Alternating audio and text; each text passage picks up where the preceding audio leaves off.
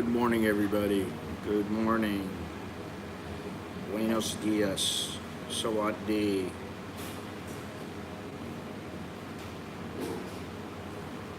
Hola.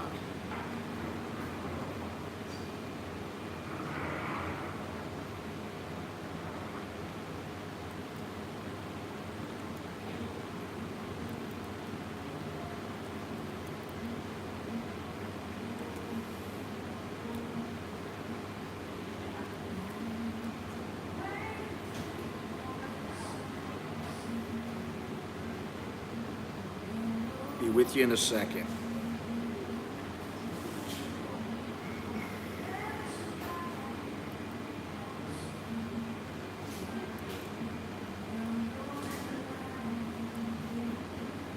Scotland.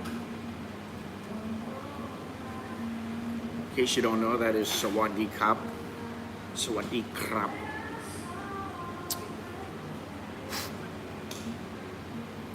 As you can see, I'm here. I'm not in the Khao San area.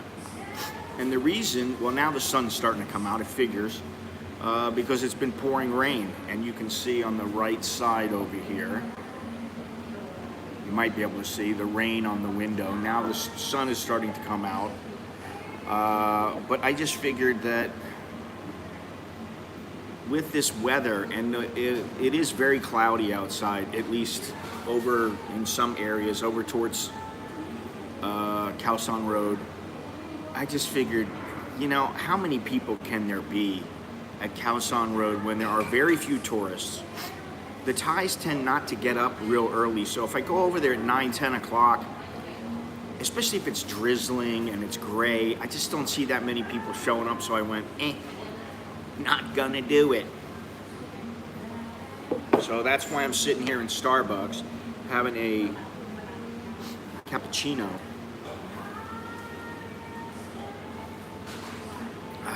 But we have a few things to discuss.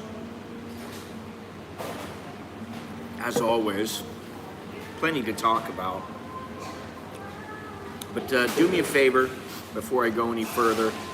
If you are new to this channel, please click thumbs up and also subscribe. If you're old to this channel, if you've been here for a while, please click thumbs up.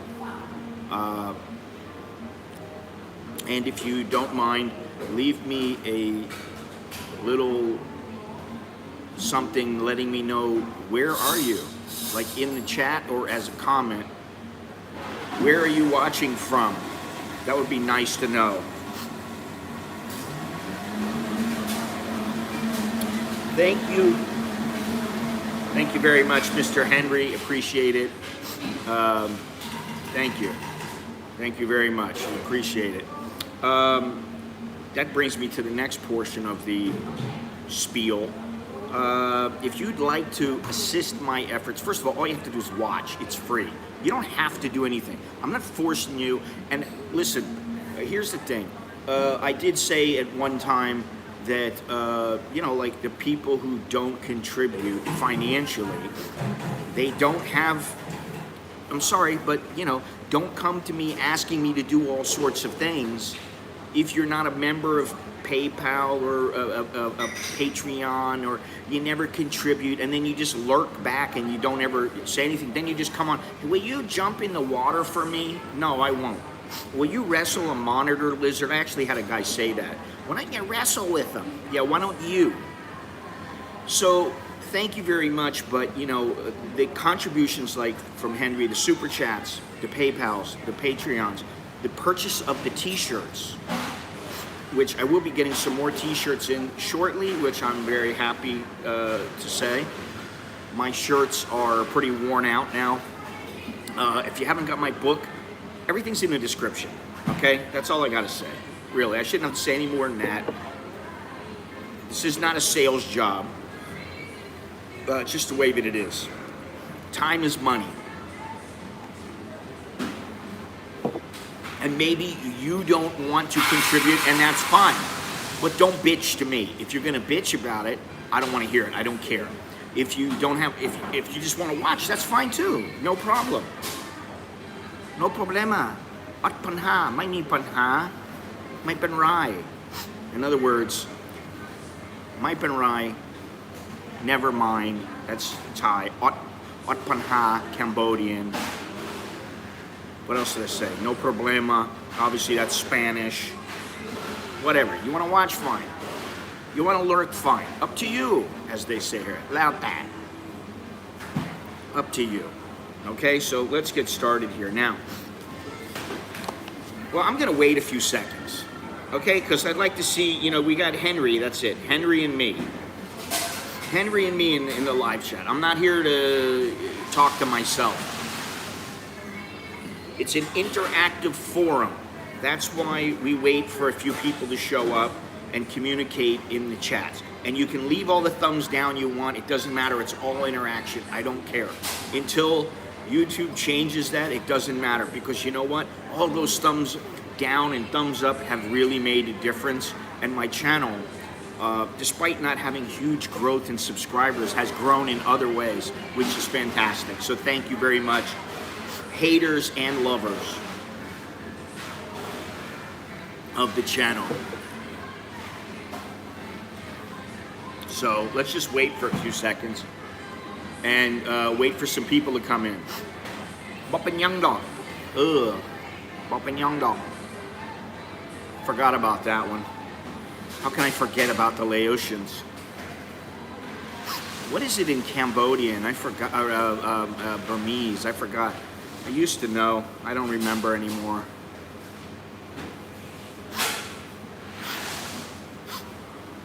Yeah, you can say ball also. Ball, ball.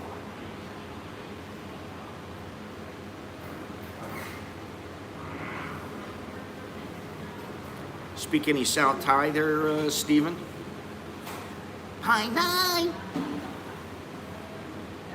The way that they speak is takes some getting used to.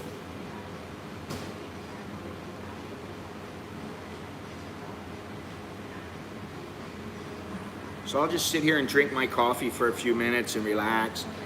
And you know, right now, I'm sorry to say, if Gennaro's listening, whoever's listening, I'm sorry to say that today we have the manager who's just walking out to clean the windows and clean up outside. His name is Ken, very nice guy. And we have Mrs. Tien today. There is no Mook, there is no Creo, there is no, what's the other one? Beer. They are not here. Yeah, I understand some of it, but it is, you know, like listening to my wife speak South, listening, well, you're not going to get any of those really now. I mean, those are long gone, buddy. I mean, you know, if somebody in this day and age, especially after years of the internet being available to people, you know what I mean? Like, if they're a Captain Save-A-Ho, I can't save them. That's where I'm at this point. I can't, you know, you can lead a horse to water. You can lead a dummy in the right direction, but that doesn't mean they're not going to still fall in love with the wrong girls. If she's got 18 tattoos, she's slathered in gold, and she speak broken, you know, she tell you, I love you too much after 5 minutes because you promised her 100,000 baht or something, then you know it's probably not a good idea to just profess your love and run off and get married in, you know, in the next hour. I mean, how even a pea brain would know that. But then there are some dummies out there. Listen, there are some dummies out there, and they are dummies. I will say this. Now that we're going to get on this, thank you for starting me on this, but there are still dummies out there who some girl tells them that they like them online. Oh, I like you so much. You can stay with me when you come to Thailand. And this guy is like, oh, well, okay, you like me and you're so beautiful? Hey, listen, be a man. You know, find your woman in person. You want to find them online, fine, that's okay. That's what you want to do. Find them online, but don't like say, oh my God, she wants me to stay with her and she wants to show me around Thailand. I'm so lucky.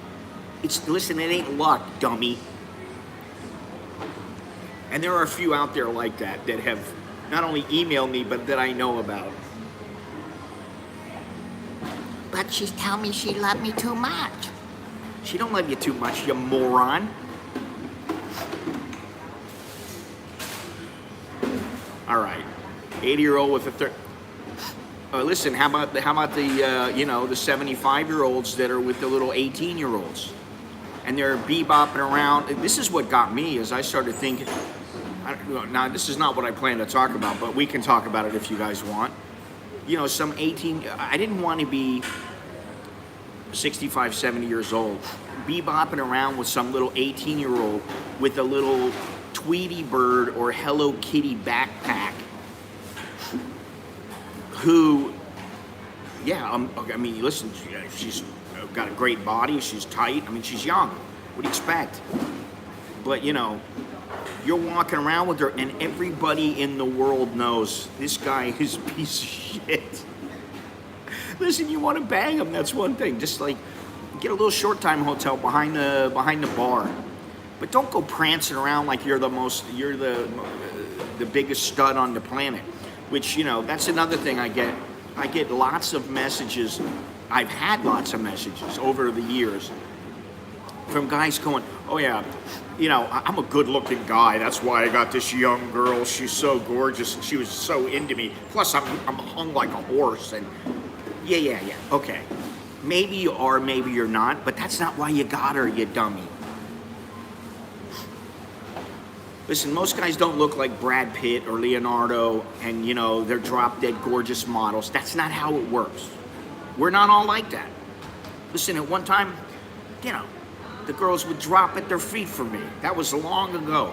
And they dropped at their feet for Marlon Brando. I used to be proud of the fact that I didn't have much money when I was a kid, and yet I scammed on, you know, good-looking girls. And by scam, I mean, you know, I picked them up. I was proud of that. Hey, I got a motorcycle, I got a smile on my face, I had a nice head of hair, I was a nice guy, you know, I tried to make sure they were well taken care of, if you know what I mean, and, you know, life was good. Then you get older. Most guys, listen, you know, it happens. But don't think that because you come over here and the girl's telling you, oh my God, you're such a wonderful guy and you're the best lover I've ever had in my life. I never. Oh my God. Come on. Really. Sometimes you gotta face facts. Everything that they say is not always true. Sometimes it is, you know. And maybe that's why, you know, I'm still married, because my wife tells me the truth. You know, she's honest with me. She'll tell me, you know, why can't you look like you did when you were young? Because I'm old. Why don't you look like you did when you were young? Because you're getting old. You know.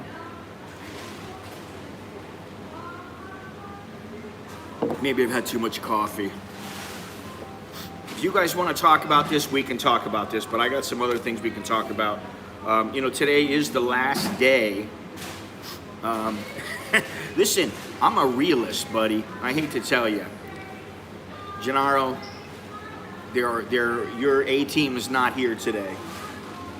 Although I will say something, you know, Tian has dropped a lot of that baby weight, man. The first one is easy. You know, it was the same way with my wife. That weight comes off very quickly. The second one's a little more difficult. What do you want? You know, you want the, how much is an espresso? Well, this one was,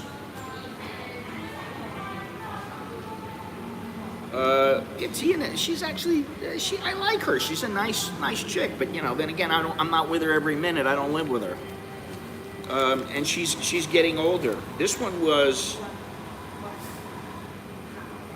160 baht, $5. A plain old espresso, which is what I usually get, is like about $3.50, something like that. It's not all that much, but I mean, you know, if you do it every day, which I'm not doing anymore, it adds up. I'm the opposite. I don't appreciate when a girl tells me how great I am. I have a mirror and I've seen myself naked. Well, that's exactly the point. Once you're honest with yourself, if you're some fat old, let's just say, for example, you're a fat old gray-haired guy, you're 68, you're broken down, you got bad knees, you're foul-tempered most of the time, you're probably on all kinds of drugs to keep you alive, and some little 20-year-old tells you, oh baby, you got the nicest ass I've ever seen in my life. You are tight. You got it together, honey. Come on. I mean, what are you, Stevie Wonder? You look in the mirror, you're Stevie Wonder? I mean, you just see what you want to see. It's imagination. Listen, there was a time I used to be shredded. I had 6-pack, 8-pack. I had striations, or whatever they call them. Striations. You could see all the little fine little muscles. That was a long time ago. Things change. And you know what? They don't care how you used to be. They care how you are right now. So for all you guys out there going, I can't wait to go back to Thailand and when this COVID is over, oh, I'm gonna bang my brains out. Well, hey, do it. Come on over, but don't fall in love. Don't be another Captain Save-A-Ho. Don't be a chowderhead. Don't be any of these things. Please. You know, it is irritating to sit with somebody. I'll tell you, everybody that is my friend here, all of my friends, those who come over here and those who live here, they're all the same kind of person. They've been around the block. They're not some guy going, well, I've got this girl and she's really cute and she's so sweet. Well, oh, really? Yeah, what does she do? You got to take care of her? Or you guys married? Or what's she do? No. She works at the G-Spot. Yeah, I'm sure. Okay. Listen, she might be a wonderful girl, wonderful person. She might make a great wife. But if you're a new guy here, come on. Wake up. Wake the hell up. But thank you for helping my, well, the espresso is 105 baht. It's about $3.30, 40 cents, something like that. This, where's my receipt? What'd I do, put it away? I'll show you what I got. Damn it. That's my water.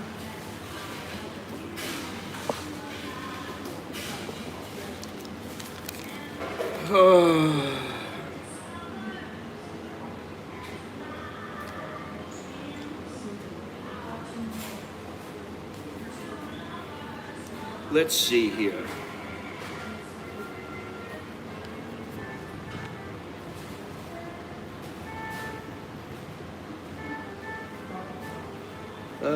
Here we go. She only works the cash register. Well, some of them only do work the cash register, but you know. Okay, I put on 300 baht onto my Starbucks app because they don't let you put the exact. It used to be I put, sometimes if I was flush, I'd put on, you know, 10 bucks, 20 bucks. But sometimes I would just put on the exact amount, and that way I get the credit. I've got a gold Starbucks and all that kind of stuff. So this one, you can see here, this is the caramel macchiato, and the one underneath this is the honey, Greek yogurt with honey, and you know, like granola. 255 baht. Okay. Plus, I bought a water afterwards that I forgot because I know I'm gonna need a water.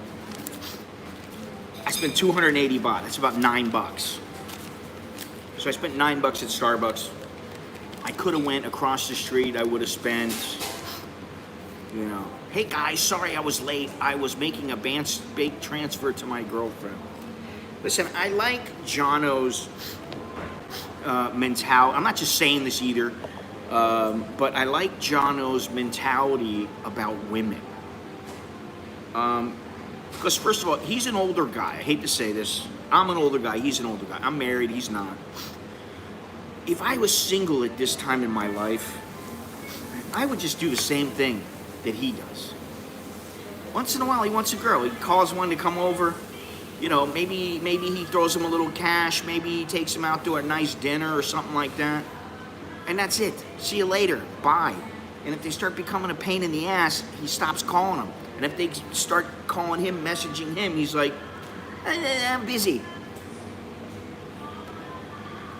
And they're not going to get past the bodyguard downstairs of his place.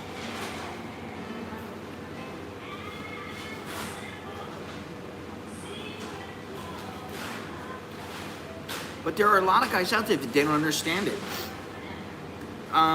You know, I guess the older you get, you know, supposedly the wiser you become. But some guys are just, listen, I hear one guy. I see him every once in a while. He's an old guy. He's probably, I say old, sorry, Jono, but he's about 68. Jono is a young guy to me. Jono is like the same age as me. Because, you know, Jono is pretty well kept, you know, for an older guy. I don't know how that sounds, but anyway, this guy's about 68, 69, something like that. He's always talking about, my girlfriend this, my girlfriend that. I'm like, why don't you wife her up then? If she's that important to you, why don't you wife her up? I don't know, I don't get it, you know. You know, my old lady has her own life. I got my own life. We got our life together. Sometimes I bitch at her. Sometimes she bitches at me. But most of the time, you know, you're together. It's like, you know, you're family. That's all. It's very simple. And you know what? Here's the thing. Do you want to bring home some little girl dancing in a bar, lovely as she may be? She's lovely. She's 4'11". She's got like 36 double D's. She's got a nice smile. She's cute, but man, she makes that money. And guess what? You pick her up, and then you decide, I'm taking her home to meet the parents.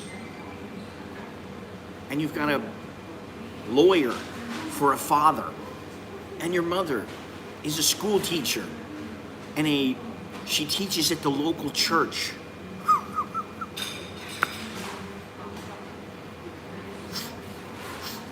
She's also part of the choir, and you bring your girl home. And, you know, the family, they don't mind having a drink every once in a while, they just don't like it in excess. And one night, your girl has a few too many wines. She has like 2 wines, and you think, that's not that much, but she's little, and you forget about it. And the next thing you know, she's up on the kitchen table or the dining room table after dinner. Everybody's sitting around talking. They were asking her questions about Thailand. The next thing you know, she's up on that she's up on that dining room table dancing, just like she's in the go-go bar back home. Now, that might sound far-fetched, but I'm sure it's happened before. And what's mom gonna do? Oh, she's so lovely the way she danced. She's a sweetheart. No, she's gonna be going, Lord Jesus, please help us. I need to get her into church right away. And she's calling her friends up. Margaret, we need an emergency session tonight, right tonight. Exactly. Every time she sees a tetherball pole, she's gonna be jumping up, spinning around and hanging backwards, doing tricks. That's what you're in for. I hate to tell you. You know, listen, there's a lot of good girls out there who they're just trying to make a buck and support their family.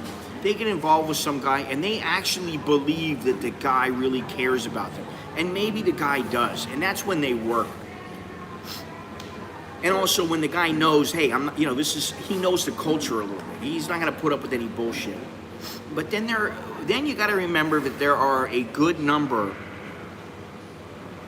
of guys who come over, they profess their love, and maybe they think they're in love. They tell them, oh baby, I'll give you money, don't worry, I'll take care of you. Don't go back to the bar. Please don't go back to the bar. Guy's telling him, I'll send you $500 a month or something, you know. Don't worry about it, babe, go back home. She goes back home and the guy forgets about her. How many times do you think that's happened? Next thing you know, she's bitter. And she's like, oh, these motherfuckers, now I know how these guys are. Okay. They're no better than the Thai boyfriend who knocked me up and bailed on me. That's what happens. Next thing you know, they're bitter and they're looking for a mark, and you're that mark. All right, thank you very much. Next. All right, now the thing that I wanted to talk about today. Yeah, and there is a lot of BS. I mean, listen, what do you think I don't go to bars for now? Yeah, okay, my wife, you know, she wouldn't like it. She's already told me, I don't want somebody that's involved in that lifestyle. Who does? I mean, come on. But that's, you know, the point is that they're not the same. I hate to tell you this. And it does take a very strong man, somebody who's knowledgeable about Thai women, somebody who knows the right girl. Otherwise, they're just the chick's gonna bend you over. There's a lot of BS that comes with it, you know, the whole, you know, oh, my mother is sick. Maybe she's really sick. Well, how are you gonna know if you don't speak any Thai? How are you gonna know if you never go there and go see, hey, is my mom really sick? Listen, I once had a girl, and I've talked about this, I once had a girl say to me, my baby is sick. My baby is very sick now, here in the hospital. I said, really? Yeah, I need to pay for hospital, oh, so sick. I said, how much? 10,000 baht. I said, 10,000 baht. At the time, that was, you know, I don't know, $380 or something. Almost $400. I said, maybe you have well, I know it was around the time when they had faxes, because I said, have the hospital send a fax of the bill. Oh, cannot. Cannot, okay, no problem. No money for you. Not like I had the money to blow, but, you know, I was like, you know, hey, maybe, you know, if it's like, you know, the poor baby's gonna die. I mean, I was like, oh, wow. And now I'm just like, honey, go talk to your parents. Go talk to your family. Don't talk to me. And this is what I was gonna say. If you're gonna get involved with one, you better remember that you are merging your families and that you are allowing her into your life. Possibly forever.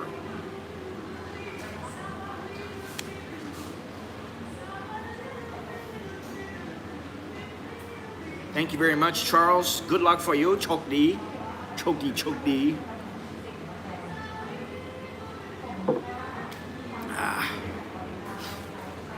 You know, they will be in your life forever. Yeah. Yep. Hopefully I can watch that. And, you know, imagine, I was talking about it, I think, the last stream, where a guy from Australia, he hooked up with some chick who was, she worked in a massage parlor. Yeah, Davis in Santa Cruz. He hooked up with some chick in a massage parlor. And there might be, who knows? Listen, I'm not slamming the girl. You can't fault the girl. The girl's she wants to make a buck. You know, the outright lies, that's a little bit different. They don't need to outright lie, you know, but it's a hustle. You know, you're either the pimp or you're the hoe. That's the way it works. Yeah, exactly. Yeah, it was a chick in a massage parlor. And, you know, of course, oh, she never did anything like this before.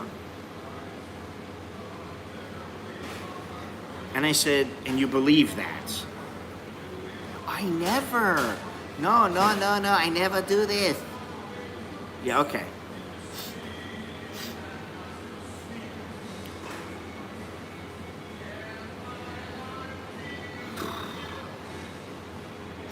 It's not about taming them. You know, you may tame them, but that doesn't mean that you're gonna outwit them, or they're in it for the long game, man. It's what they all say when you got them on the beach after a few swigs of strawberry. My girl's different. I never did that before. You want me to put what where?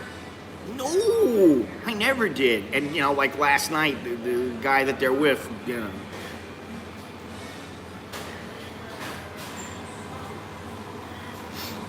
My thing is, you better know what you're doing. Mad Dog 2020. You better know what you're doing if you're going to get involved with one. And like I said, it's not to say that there aren't some good ones out there. Of course there are. Just like there's good people, bad people.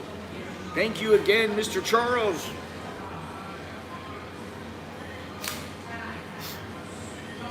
Well, what I was going to say is the Aussie guy, he brought the girl home. And he was getting her a visa or something, and he brought her home, and then, you know, they were at some wedding, and or at his wedding. They were at his wedding, and Southern comfort, memories, and she like did something totally disrespectful, like oh, I know what it was. One of the Thai the mother came to Thailand. They got married in Thailand. That's what it was. They're out there in the village, and some Thai guy hit on his mother, and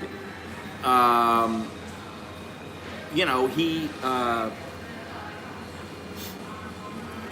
went to his girl and he goes, "Hey, you can't. The guy's drunk. He can't be hitting on my. You can't be hitting on my mother. That's not cool, right?" And so the girl was like, "Oh, this is Thai people, you don't understand." And she was drunk, and he didn't like the way that she reacted, and they got pissed off. He got pissed off, and then they got into a big fight. He sent her back to Thailand.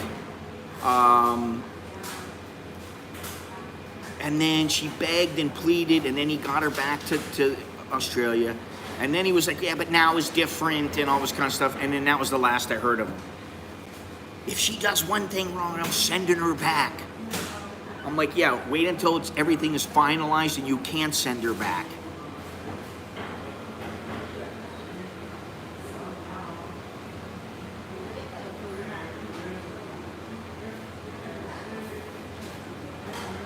I don't know what's really going on with the book. I can't really say, but I know from what people have told me. I know from guys like Longhorns who are infatuated with, you know, all the bar girls. You know, some of them, they're still working, but they ain't making a whole hell of a lot of money. There's a lot of bars closing down. All you got to do is, I mean, you know, I should put up that Pattaya video. I'll put it up in the next couple of days. And 3 days till 0 hour. Yeah, exactly.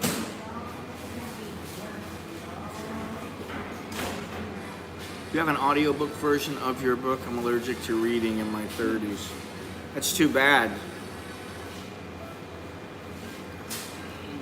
Do you have an audio? I have an audio version book of my first book.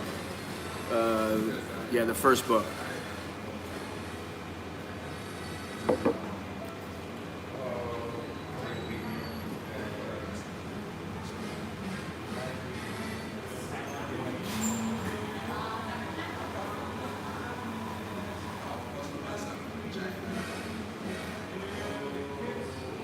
Sorry to get off topic, but how's the COVID situation over there? Fine. You know, I'm a little worried because there is some, what's the word I'm looking for? You know, there's been a bit of a letdown. People are not quite as worried. What's the word I'm looking for? Not a letdown. What the hell's the word I'm looking for?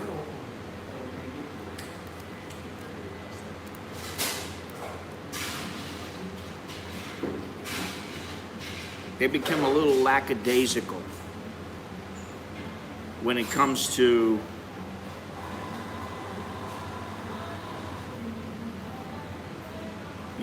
they're dealing with what's going on. I mean, today, I get a motorbike to come over here, and I got wet. I'm still a little bit wet, and it looks like it's going to start raining. If you look over in the clouds over yonder, hard to see here because of the bright light, but excuse me, complacent. Thank you. Brain freeze.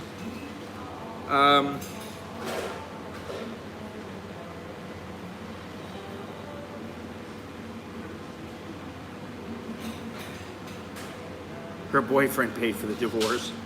That's horrible, man. COVID-19 came along, they lost everything, and they moved in with his parents. Yeah. And she probably wanted some compassion. Oh, don't you feel bad for us? Hell no. Yeah, I think that there is some complacency among the average Thai. I don't know. I mean, there was a time when the Starbucks employees were not wearing masks. They weren't wearing, they'd have them, but they wouldn't wear them, and they'd be behind the plexiglass. Now, they're still behind the plexiglass, but they're wearing masks. And I don't have my mask on now, it's in my pocket. When the motorcycle driver drove up, he didn't have a mask on. And you'll see walking around when I show, there's a lot of people, they do have masks on, and a lot of people, they don't have masks on. As far as the U.S. election, right now it's a brutal time in the United States. Brutal. Yeah, lackadaisical and complacent.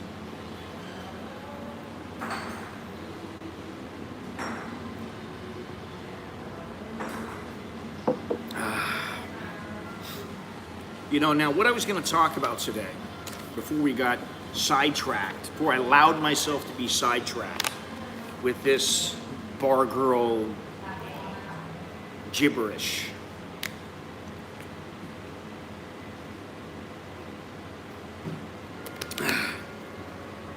First of all, yeah, please, if you don't mind, if you are new here, please subscribe. If you are old here, make sure you're still subscribed and you got the little bell button, but click thumbs up,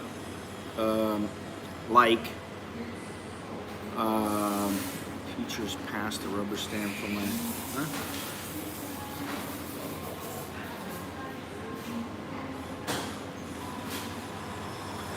Anyway, I don't know what the hell's going on. Okay, I wanted to say a couple things. First, today is the last day of the automatic extension that was granted until October 31st to the amnesty. Today's the last day. Guess what? If your visa expires today, you're going to need to do something really quick. And some offices are open right now, but you're going to need to get an extension, or you're going to need to get out of the country, if at all possible. I don't know why Thailand is being the way that they are about how they do everything. Maybe they have information on what's going on and everything, but it seems like there was 12 people that came in. Thank you very much. Big shout out to Mr. Balil, as always. Sawadee Cup, Kap Kun, all that good stuff. Kap Kun Ma Kap. Thank you very much. What is it? Kop Jai. What? Kap Jai Der. Kop Jai. Yeah. Kap Jai Jai Der. Something like that. Lider. Kap Jai Lider. That's Isan. Let me see here. So, and let me read this real quick. The latest amnesty is up tomorrow. That's today, October 31st, and some immigration offices will be open for those who still need to sort out their visa extensions. Those who missed the deadline could face fines for overstay. Immigration officials warn. The extensions all go into effect from November 1st and allow a 60-day stay. So it is possible to get an extension in some cases. Some immigration offices that are typically closed on Saturdays will be open tomorrow for those filing extensions. Immigration Bureau Commissioner Sompong Chingduang says immigration offices on Changwatana Road in Bangkok and at Muang Thong Thani in Nonthaburi, just outside Bangkok City, will be open tomorrow from 8:30 a.m. to 4:30 p.m. Check with your local immigration office. So, for those people who are still in Thailand and you want to continue to stay legally, you better get yourself sorted out. And if you don't, you better get sorted out on Monday, or you better plan your exit strategy. Time to get out of here.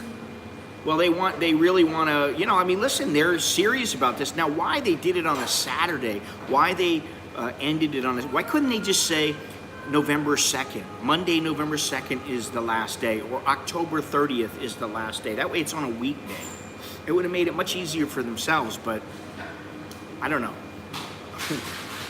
Who knows? To me, they have their own reasons for doing everything. I don't try to look into the logic behind it. It doesn't make sense for me to try to understand everything because I don't have all the facts. Yeah, Halloween, but listen, does anybody really give a shit about Halloween? Honestly, who cares? Do I care? No, I don't care. I really don't care. I do not care about Halloween. My kids don't care. My wife doesn't care. Most of my friends don't care. I guess if you're young and you're like, oh, I'm gonna go to the bar or I'm gonna go to this big get together where everybody is dressed up and I want to see what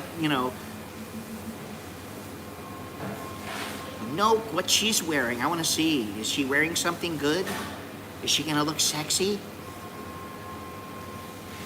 I don't know. Halloween, it's another, I mean, listen, it's for the kiddies. That's how it works.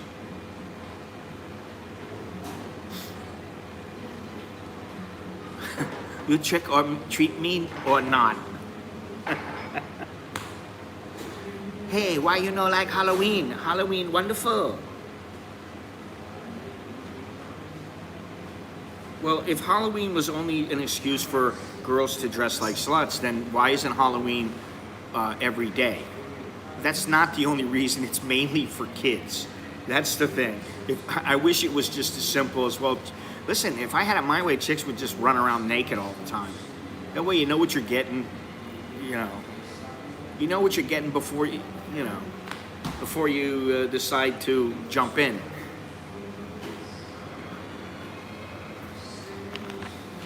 I don't know. What do I know? Listen. You trick me, I treat you like dog shit.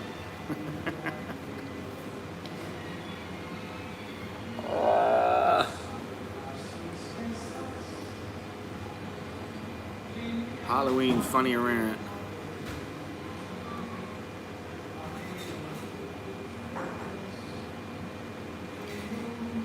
Ooh, if they were all naked, yeah, it would be. It would definitely be a horror show. Yeah, you're right. You are right. Definitely, that could be. I mean, you think about the one who, she's had 6 kids and she's never worked out a day in her life and she's got 48 rolls and you can't tell which one are her breasts. I mean, Burger like sex also. Sex also? What sex? all good as long as the women don't want us to be naked. Well, I mean, listen, I'm not shy. I don't care. My buddy once told me, he goes, I don't get the whole under the blanket thing that the girls do. I mean, you know, they'll let you go down there and get all around and you know, you're seeing every little inch of their body up close and personal. You get to do all this stuff. But yet they want to be under a blanket and you can't see them with the lights on. Are they hiding something? And then it's like, if the guy is shy, why is the guy shy? If she's a prostitute, what are you shy for? No, she's not working, Gennaro. I'm sorry. This is the B team, buddy. I hate to tell you, it's only Tian and Mr. Ken.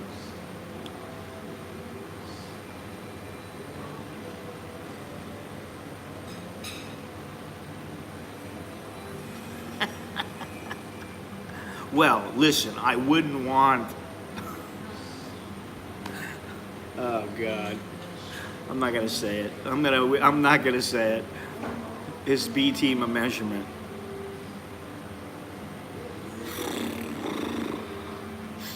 I don't know. I don't know. I don't know. I don't know. And frankly, my dear, I don't give a dang. You know, I said it the other day, in this day and age, let me tell you what I care about. Friends and family, okay, yes. And, you know, close friends. Hey, I like my little community on here. Okay, great. But you know what? Bottom line, I don't expect you guys to give a shit about me. You know, you care maybe a little bit. Yeah, okay. You care about me as a human being. That's how I care about you. You know, it's not like, you know, you're my old lady. None of you are my old lady. You don't sleep with me every night. It's not the same. Okay, so I care about my friends and my family, my little YouTube community, you know, to an extent. I don't care about the lurkers who I never speak to. I don't really give a shit about them. I mean, really, what am I supposed to do? Oh, I care about everybody so much. No, I don't. I'm not that sentimental. I'm not that much of a teddy bear, sweetheart, lover kind of guy. Anyway, what do I care about in the near future? I'll tell you what I care about. I care about that Joe Biden doesn't get elected. I don't want to see him get elected. Listen, I admit it. Donald Trump is not the most presidential of presidents. He's not, you know, the guy who everybody looks to and goes, wow, this is James Bond, this is John Wick, this is Winston Churchill all rolled up into one. It's the perfect president. I admit that. It's not. He's not. He may come off as crass and, you know, he's not very well spoken, blah, blah, blah. But really, Joe Biden can't string a frickin' sentence together. He can't even. I think it was Longhorn sent me a thing. I don't know where the hell it's at. Let me see if I can find it real quick. Oh my God! I was like, what? I get somebody did that. You can't even understand what the hell he's saying. Here it is. Yeah, and my response was, oh shit, message unavailable. Use the Instagram. Oh, I have to use the app. Well, I can't use the app. What I said was, what the F was he trying to say? I don't know, it just makes me laugh. So then my response is, how can you put Mr. Magoo into the White House as our leader? How can you, he is Mr. Magoo.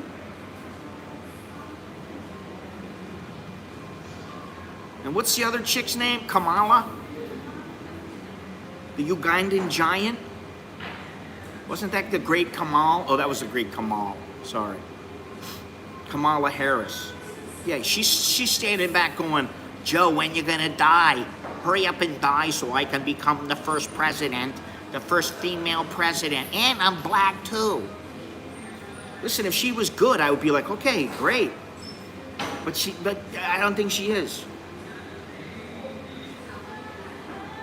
Freaking A. I mean, what are you gonna do? It's Mr. Magoo.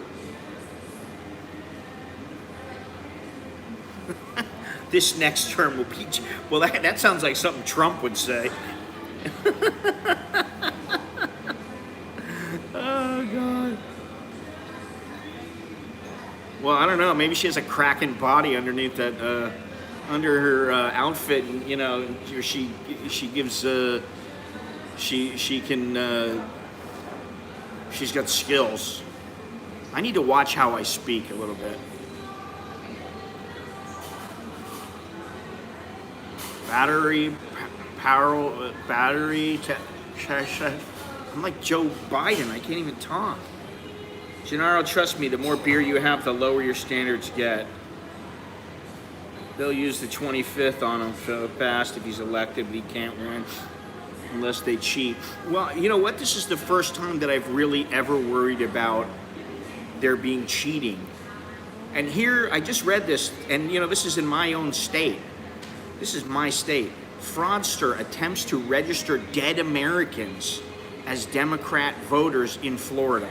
At least 50 new voter applications were sent to the Broward County Elections Office. That's where I'm from. And many of the voters had recently died. Someone appears to have attempted to register dozens of dead people as Democrats in Florida.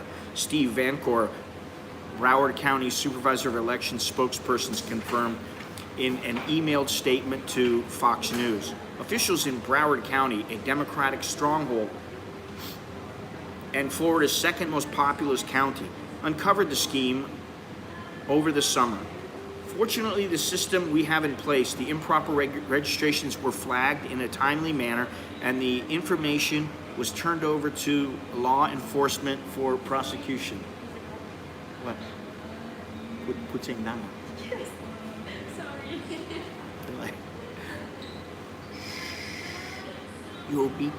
You speak too much. I need some headphones. What was I gonna say? I need to go out in the front. So let's get ready. We're gonna have to get ready to go out. They're getting ready to open up.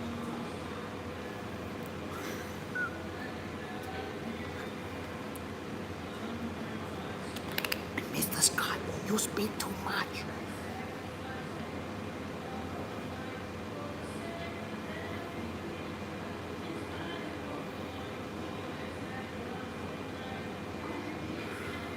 Well, we're rounding the corner. We got more people dead than ever. As soon as they open up, see you later. Florida's awesome. Anyway, let me go on here. But this is. Let me just go here. 30 of the people were dead of the 50. 5 of the people were already on the voter rolls. And no absentee ballots had been requested. Now, I have already voted. My vote's in. Any guess who I voted for?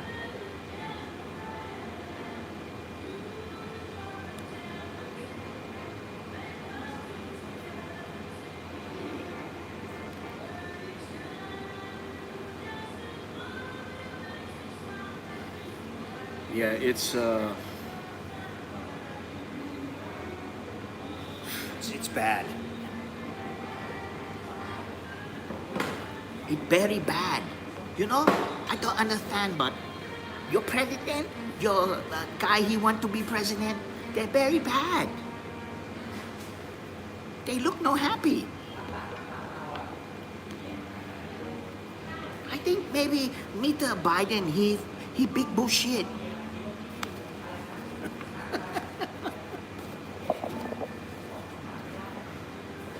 I'll tell you who needs to be voted out. Nancy Pelosi and Mitch McConnell. They both need to get the hell out. Get out, get out. Well, that's not a great way to think, Stephen. Do your part. Do your civic duty.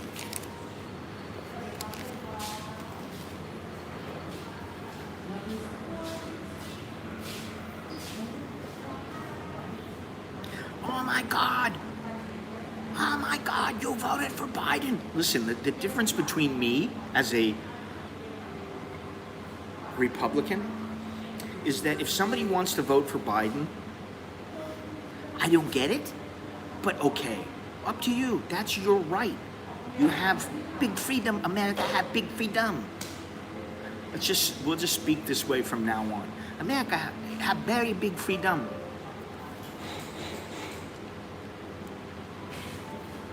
Have freedom too much. That's terrible, really, when you do that. It's not nice.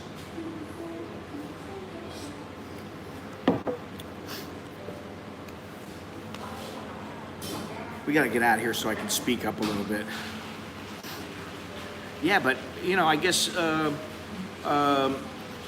no vote is a vote. You can think of it that way. But when you don't vote, you're not voting for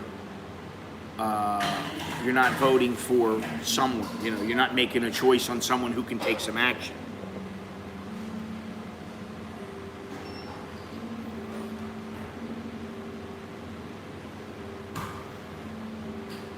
When you start calling me sexy, dude, I doubt your sincerity. You're out of here.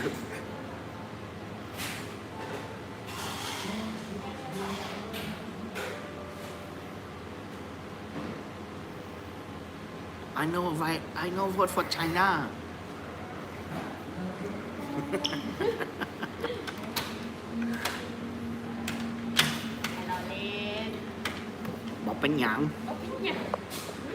Let's go over here.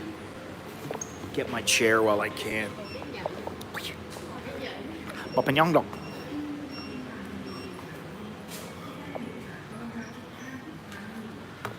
Well,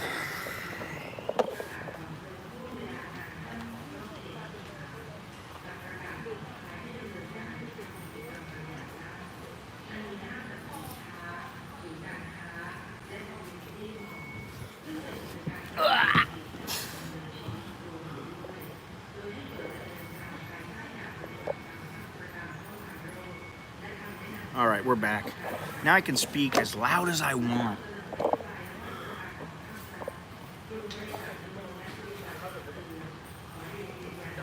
Fortunately, things still work, but I'm not the same as I used to be.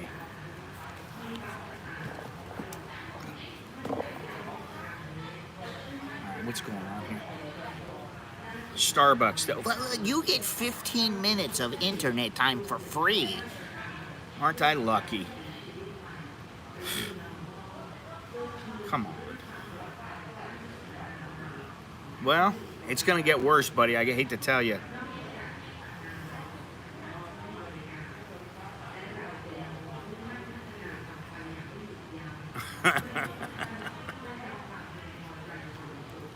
I was getting a little too carried away in there. What? Oh, don't make me do a security challenge. Why do I have to do security? This is the thing. I don't need all this freaking security. I don't need security from my banks.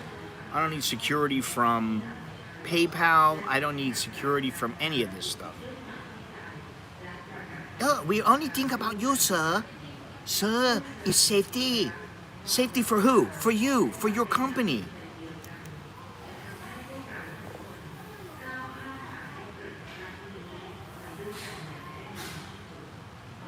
Unbelievable. All right, anyway, let me get back to my paper here. Gotta stick with the program, you know? We're losing focus, gentlemen. Ladies and gentlemen, if there's any ladies out there. Hang on a second. All right, now here's what I really wanted to talk about. I got a message from Mr. Soy Dog Cowboy who let me know about this, and I know this has been there have been talks of this happening, and guess what? Now it looks like it is happening. Thailand announces smart ban mandatory tracking device for foreign tourists who visit the country during COVID-19 pandemic. Thailand's Ministry of Digital Economy and Society, in collaboration with Thai startup companies, is developing a smart band and its application to be used for tracking foreign tourists who would visit Thailand during the COVID-19 global pandemic. The Cabinet Committee, under the chairmanship of Prime Minister Prayut Chan-o-cha, has approved of the so-called smart band, of course he has, smart band digital wristband under the responsibility of the Digital Ministry, following the weekly cabinet meeting on Wednesday, October 28th. The smart device will be distributed for individual foreign visitors and will track their locations and measure the body's temperature, blood pressure, and heart rate. If the tourist has a body's temperature above 37.5 degrees Celsius, it will immediately alert nearby medical officers for primary health assistance. The wristband can also help the wearers with various problems, including asking for special assistance at their alternative state quarantine or alternative local state quarantine, and asking for directions when they get lost, according to the ministry. Asking for directions when they get lost?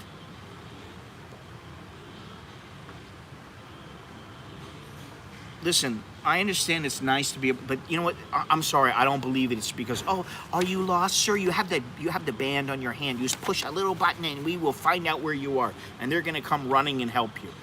Come on. You know what it is? They want to make sure that you don't go out of their guideline area.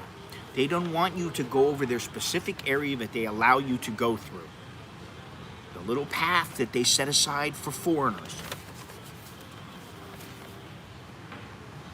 The smart band will be developed and initially applied to a limited group of incoming tourists traveling under special tourist visa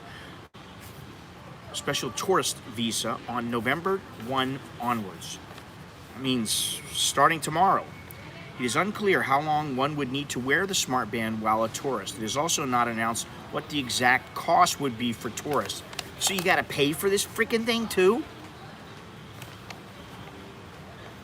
See, you gotta buy their insurance. You gotta pay for their wristband. Listen, I'm sorry.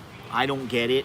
I don't understand it. And from what people have told me, who are foreigners, listen, if anybody from immigration or what's the group, Thailand's Ministry of Digital Economy and Society, if anybody's listening and they really want to listen to some truth from a foreigner, it's starting to rain again. It's pouring rain right now. So it's good I didn't go to Khao San. Don't know if you can see that. Look to the right.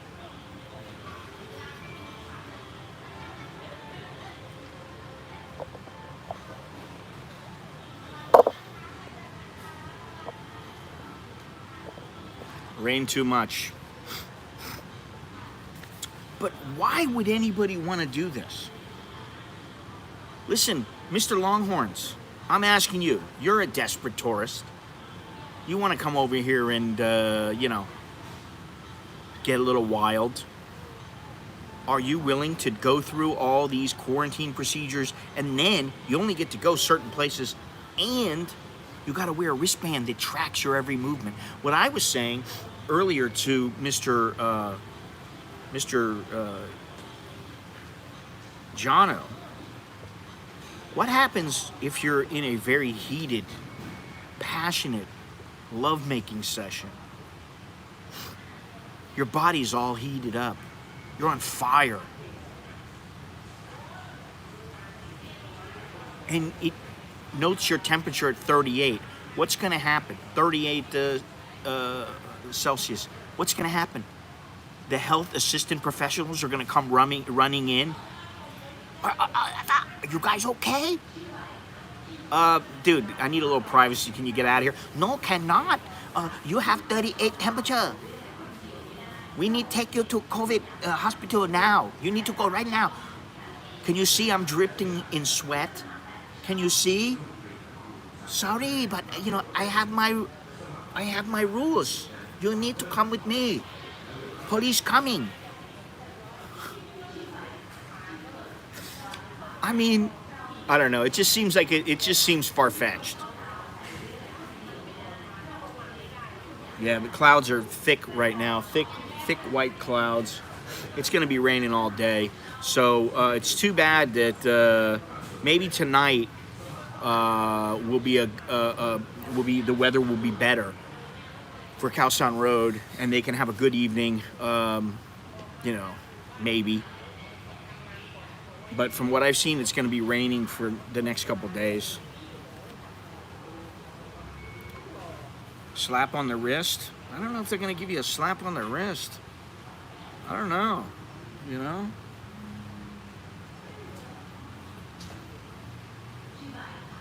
I'm looking outside. It's pouring rain. You see? Anyway, let me go on. Allow me to continue. Listen, when they start tracking my every movement, I mean, listen, I did my 90-day report the other day. Now, my landlord has been fantastic. I just send her a little text message, and she takes care of everything.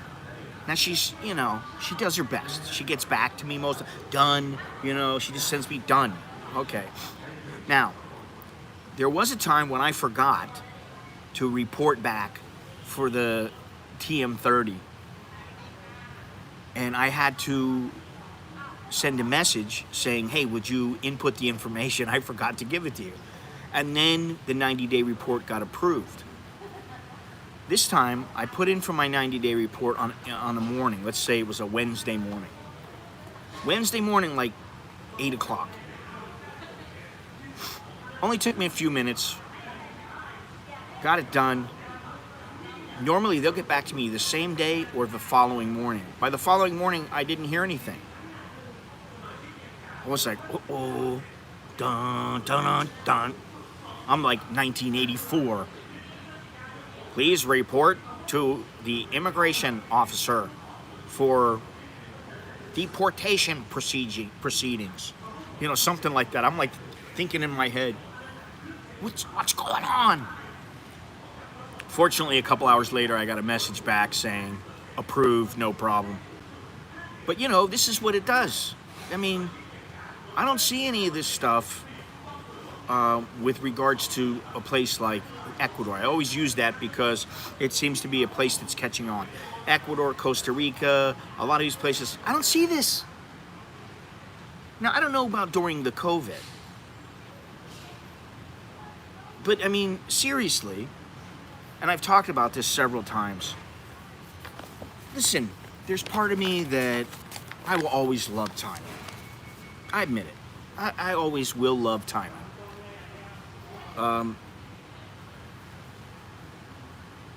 It's my home. My kids have grown up here. They've turned out to be fine young men for whatever reasons.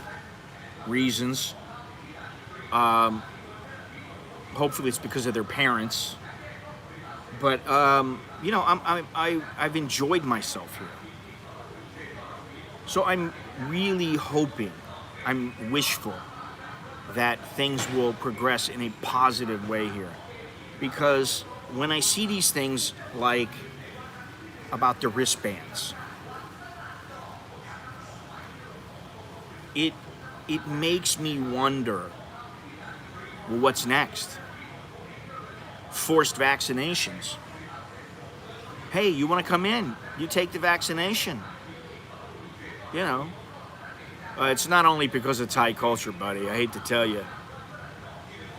I don't like to say it's all me and all my wife, because it's not. It's for a variety of reasons.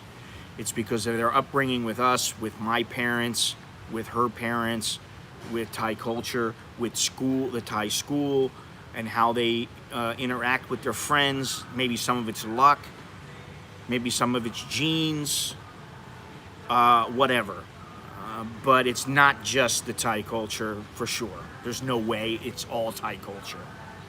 You know, if that was the case, then you'd see, listen, even my buddy's wife said to me the other day, she said, you're very lucky that they're as good as they are and they're well behaved and they're good kids. They're good young guys. Because there's a lot of younger people who they grow up and they have no guidance at all from their parents. Their parents let them do whatever they want and they turn out to be, you know, a little bit different. So I do feel fortunate for that, but that's not the point. The point is, I do love the country. I do love the people. I don't love the direction that it seems that the country is going. And I think to myself, God, would there ever be another place that I would feel the same way about this place? Could there ever be another place like this? I mean, I'm 58 years old now. Who knows where my kids will end up? The United States, Thailand, somewhere else, I don't know.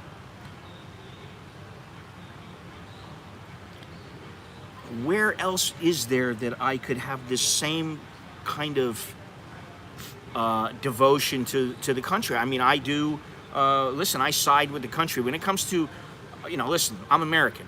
I side with America all the time. I side with them first and foremost. I may not agree with everything they do, but it's my country and I love my country. Thank you. But I also love this country because this is my second home. And like I said, it's almost become, I've almost been here half my life.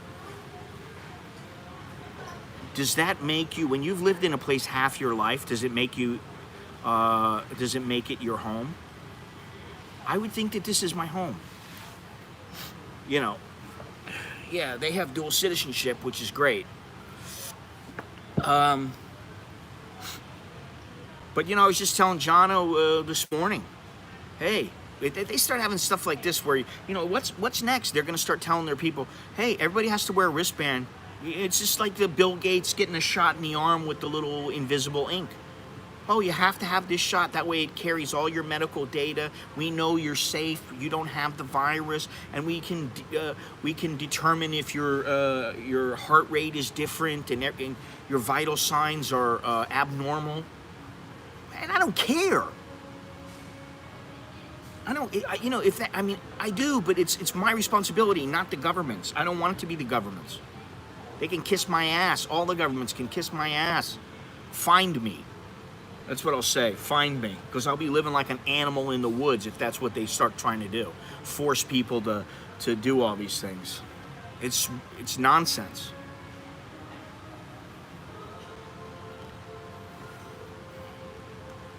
Yeah, Longhorns. Well, we know they don't listen to you. Fortunately.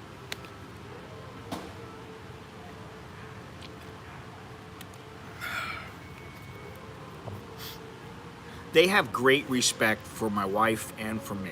I mean, I will say that. As much as anyone could ever hope for.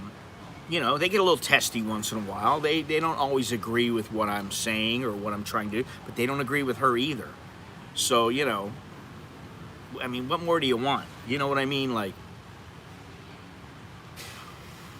all you can do is provide them with some opportunities, give them some guidance, and then the rest is up to them. You know? Hang on a second here. But as far as this place goes, you know, I feel pretty lucky right now because I see all these things going on in the United States and Europe with the COVID. And I'll admit it's a little scary to me. You got this Gavin Newsom in California. I left California to come to Thailand. I was living in California. So apparently I got out at the right time. Because, man, I see some of the things that he does, and I'm like, what the hell is this guy thinking? And then you got what's going on in Chicago. I was talking about the other day where, guess what? Oh, you got a restaurant? No more dining indoors. Okay, well then we'll dine outdoors. No, you can't you really want to? It's freezing outside. So what are you gonna do?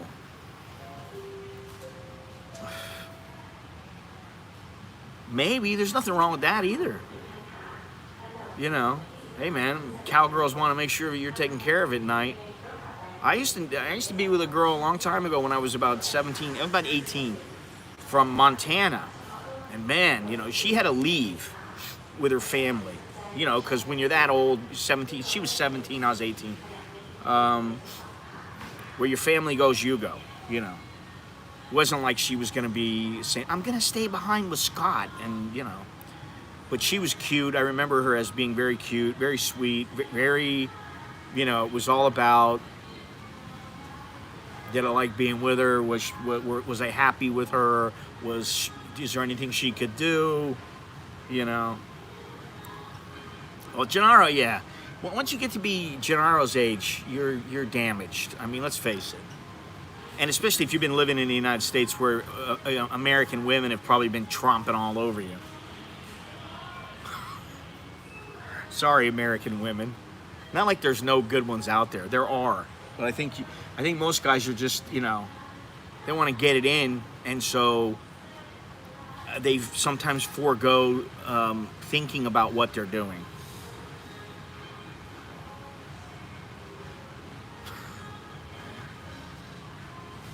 Man, I don't know where, this is the thing. If I was to live in the United States,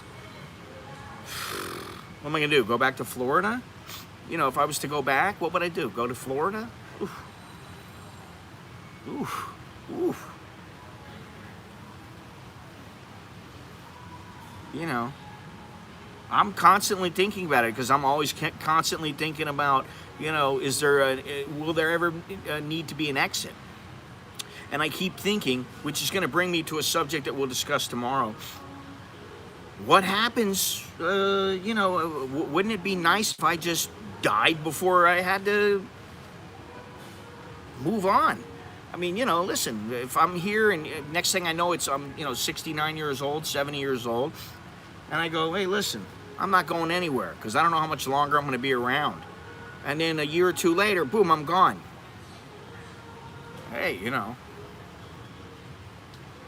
Doesn't sound so bad to me. I used to be of the opinion that I did not want my ashes to remain here. I wanted to go back home to the United States, or I wanted my body to be buried there. And now,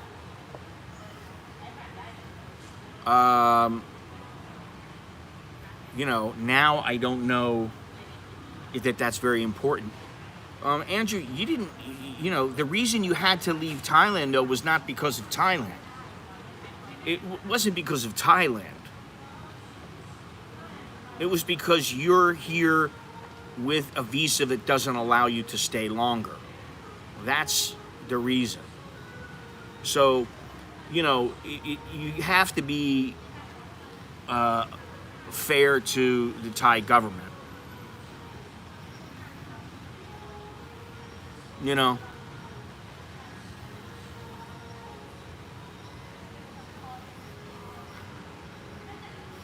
wherever they go, they go.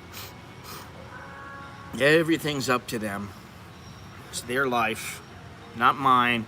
As my mother reminded me, you can't ask them to do things for you. They have to do it for themselves. Whatever they want to do for themselves is fine. But, you know, I've had this conversation with a lot of people about, oh, I had to leave. No, the reason you had to leave is because you didn't or couldn't or didn't want to, whatever the reason, conform to whatever the laws are here. In other words, if you don't want to, oh, you mean, you're talking about the ashes. I was talking about my kids. Yeah, but you're right. Nah, I don't want to do all that, man. Really, at the end of the day, like, is it really that important to me? No, it's not. You know? But as far as having to leave Thailand, you don't have to leave Thailand most of the time unless you don't have any, listen, you know, I know a lot of guys, they stay here and they're not going anywhere. They're not going anywhere now because they don't want to have to get back in. And the one guy, or two guys who did leave, they're back. They came back. They don't have any problems. They can stay here. And the reason is because they are 50 years old, or they have a job here, or they have an education visa, or whatever else it is. If you are a tourist, I'm going to say this again.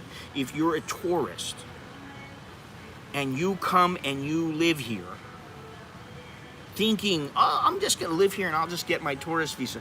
Well, you know,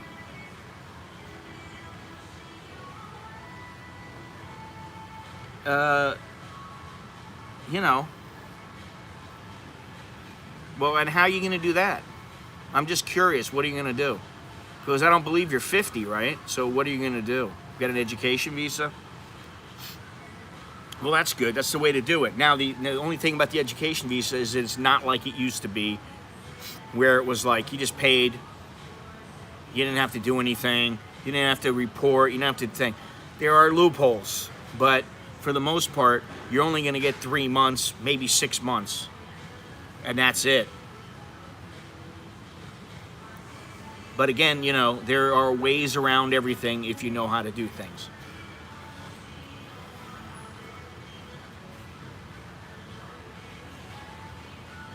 And put them on our land here. Good luck with that. Good luck with getting a job here, dude.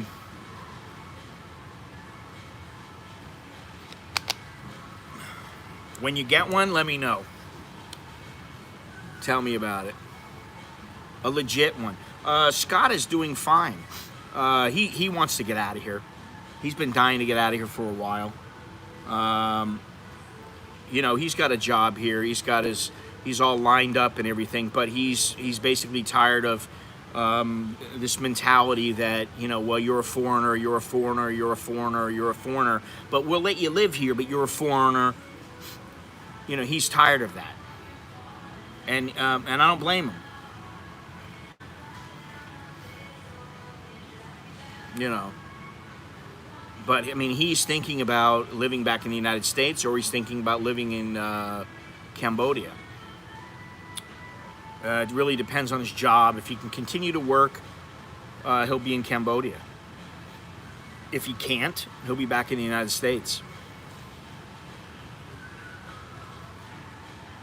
But you know, he's been living here for a long time, and you know, he has a little money put away, and he's got the little retirement thing through his Thai company and all that. So he'll be okay, you know. But he's not going to be. It's not like he's going to be able to live high in the hog in Cambodia or back in the United States or anything like that. Oh shit, man. Well, he's been back home a couple times. And you know, his mother is there.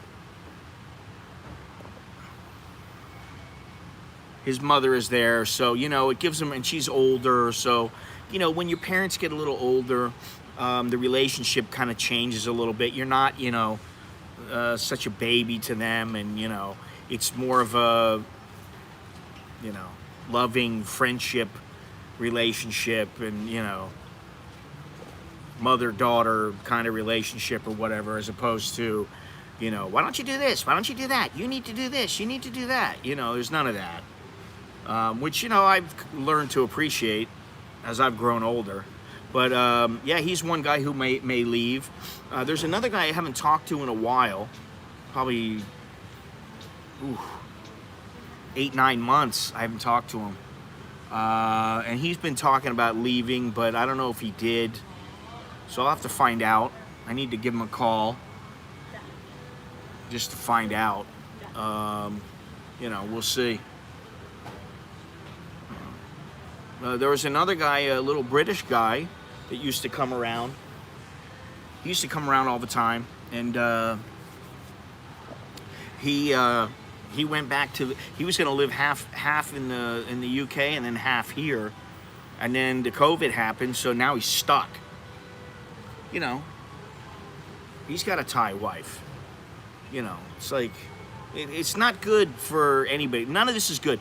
And, you know, I just was reading about how the number of cases of dengue fever have risen, and supposedly it's because of the fact that people are locked down. I don't know exactly why, but there's another reason that, you know, it's like, hey, thanks China, thanks a lot. Now, not only that, you guys it's supposedly that most people contract dengue fever at home. I think that's what it was, not at work. So I can say thank you to the Chinese for giving my kids and my wife dengue fever. I can thank you for causing that, or possibly causing it, or whatever, you know. It's all their fault. The virus came from China. China.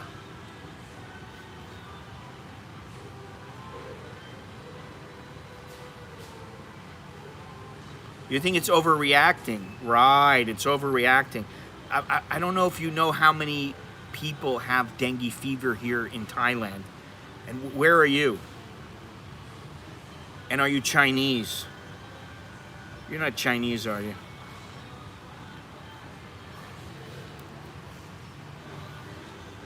Middle East. They're not overreacting here, buddy. I hate to tell you that. There are more cases of dengue fever here than in many, many years. Well, it's not only about the money, it's about their relationship and their with the Chinese. That's what it's. That's exactly what it is.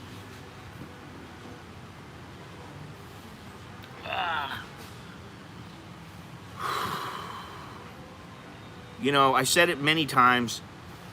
Over 20% of Thais are part Chinese. You know, they hail from China originally. And, well, I'm just telling you what the article said. Let me see if I can find this. But the cases of dengue have gone up quite a bit. And here we go. Lockdown may contribute to Thailand's rise in dengue fever cases, study says.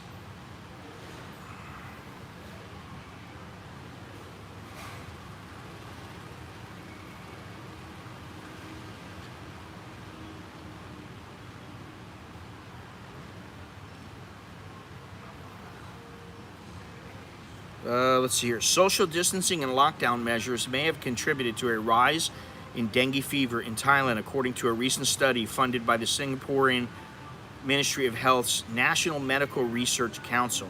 Researchers, which included scientists from the University of Singapore, examined dengue fever cases in Malaysia, Singapore, and Thailand.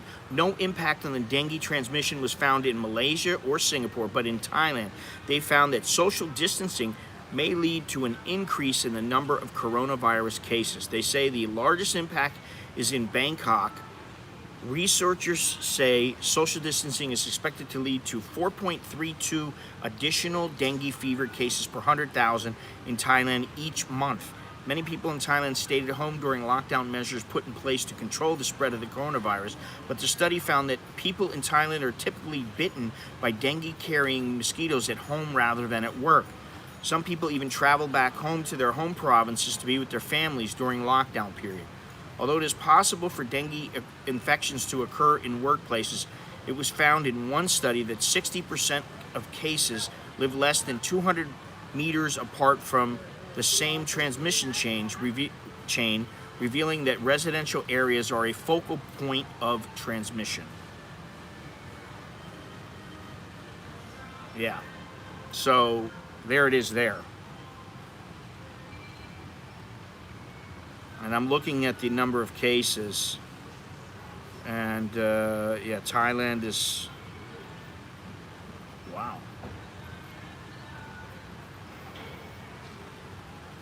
This is a monthly.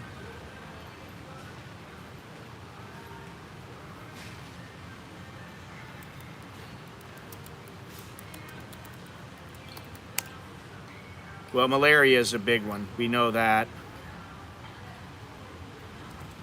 Especially in Africa. And the guy that I always talk about, Kingsley Holgate, one of the things that he does, and I wish I would have thought of it, or I wish I would have done something similar a long time ago, is They pass out free. He gets donated to his organization. He gets mosquito nets, and so he passes them out when he does his trips. Along the way he passes them out, he also gives out free eyewear, that kind of thing, so that people can see better in places where they may never be able to wear glasses, or they may never be exposed to eyeglasses. So it's a good thing that he's doing. Multiple times per year. Usually it's not multiple times per year. It may be multiple times, but they are different strain. They tend to be different strains. I think there's 3 different strains. Let's see here. But since my kids just had the dengue and my wife had it, but my kids were in the hospital for it, you know. Let me see here. 11 Thais die in dengue fever outbreak this year. That was May 31st. You do mosquito control here in Houston. Oh, wow. Okay, here we go. June 1st, 2020. 14,000 people contract dengue fever. 11 died. But I'll tell you what, if anyone in your family gets it, and they get it, and they get a really bad case of it where they really feel terrible, and I had it many years ago, and it was horrible. I couldn't even walk. I mean, I was in this little hotel next to, I can't remember what I did, but I got this little hotel right next to Bumrungrad Hospital, and I had to call the girl up and tell her, hey, I'm going to be going to the hospital, and have the hospital come and get me in a wheelchair and wheel me over to the hospital and put me in the hospital. I don't remember how many days. I was in there like 3 days or 5 days or something, and but it was horrible.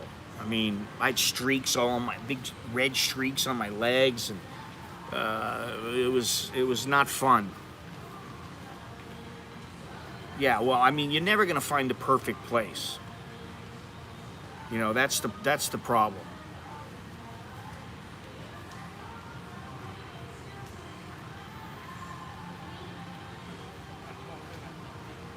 They love your perfume. I didn't know that they like perfume. Mosquitoes like perfume, and they like beige. Oh, wait a minute. Beige is back. Beige, mosquitoes are fashion victims and seem attracted to bright colored clothing. So you wear beige. That's what you wear, a tropical safari suit.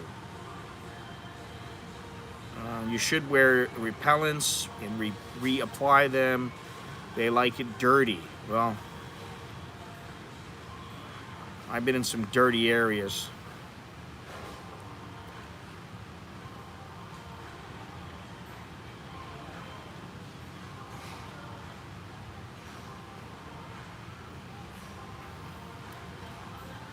Well, let me see here.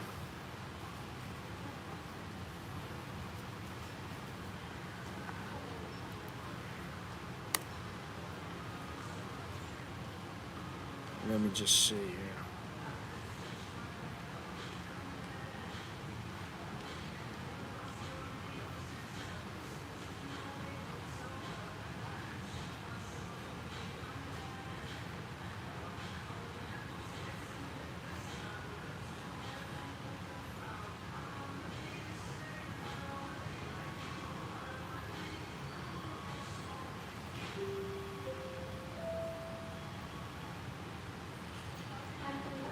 Okay, all right, let me see here. Medellin, well, listen, I did like Medellin. However, I did also feel like, you know, I don't want to say I didn't feel safe, because that's not true. I did feel safe most of the time. Well, I did go into one area where it was a bit hairy and I didn't really feel all that safe, but I kind of thought they're probably not going to do anything to me just because You know, it wasn't like I was in an area where the FARC was going to come in and grab me and whisk me away. Which, if you've ever seen Locked Up Abroad, there's an episode with a guy who gets kidnapped by the FARC. And what he did was, he's a guy who I would see around Palm Springs all the time. I was never friends with the guy. You know, I wasn't buddies with him, but he saw me. I would see him, and that was when I used to box a little bit, and I was in the boxing gym at least 4 or 5 times a week, maybe six times a week, depended. But I knew of him, and I knew of his reputation.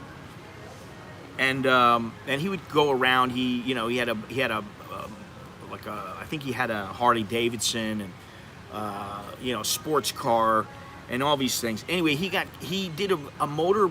He was riding on his bike, his motorcycle. He was trying to ride from like Mexico down to the tip of South America, and the FARC grabbed him, and he got captured, and he was in their hands for I don't know how long, but at least a couple of weeks. And the way that he got out was he had his keys, and this is pretty gnarly. What he would do is he would stick the key into his member, into his thing, enough to draw a little bit of blood, and then he would show the blood to the members of the FARC and say, "Oh, I have a big problem, oh, it's so bad, I don't know what I can do, and I think it's because cancer," and they didn't want him to die. That wouldn't have been good for them, apparently, and so they released him because of that, and he got away, and the rest is history. But he had the guys. I mean, listen, he was not a guy you wanted to mess with. He's not a guy you want to, he's not the kind of guy that you're just gonna go up and, "Hey, man, you got a problem?" Most people wouldn't do that. Not to this guy. He was the kind of guy that you would go, "Nah, I think I'll pass," because he would snap your arm. I mean, he was that kind of a guy, he knew what he was doing. But anyway, I thought that was pretty interesting. And I like Medellin, but I always had that feeling that there was some underlying danger. And with South America, there's always that machismo, and you got to be careful what you say and how you say it. Same thing here, though. So I don't know. I mean, I think there's a lot of places you can go. I always say Ecuador, but I haven't been there, so I don't know. I know what people tell me, but people tell other people about Thailand, and they that doesn't necessarily mean they're gonna totally love it here. Some people prefer the Philippines.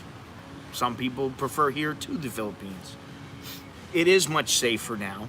And one thing that I do remember, aside from the smoking hot girl who took care of me, and I don't mean took care of me in that way, I mean she took care of all my needs as someone. I was in a conference. It was a convention is what it was. She made sure I was taken care of. I knew everywhere to go, how to do everything. She that was her job. She was smoking.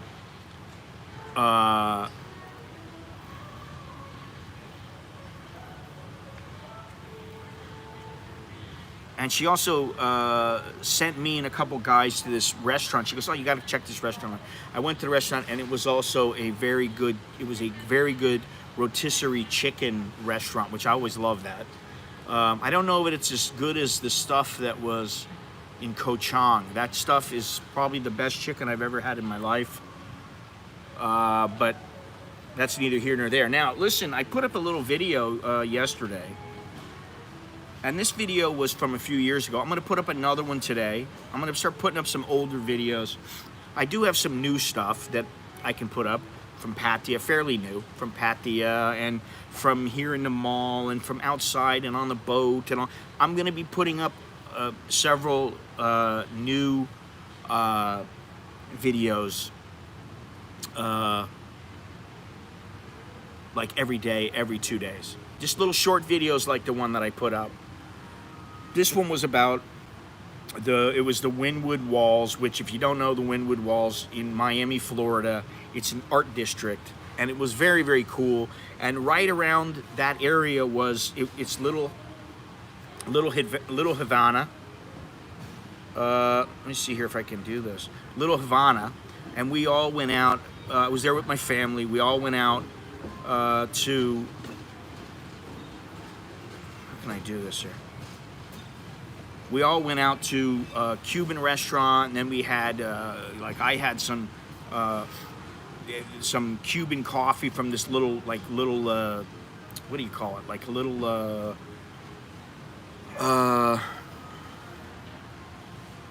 like a little stall, kiosk or whatever, a little kiosk, and all they sold was Cuban coffee, and it came in a little cup like this big. It was just really, really strong, really condensed, excellent, excellent coffee, and I loved it there. Anyway, you can see, like, my kids are in this. Actually, my wife is in it. You can see my wife in there, in one spot, but the kids are in it, and they're playing around.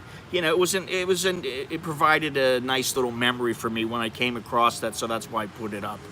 For no other reason than that, I liked the feeling I had when I went to that place. I remembered it was a lot of fun that day.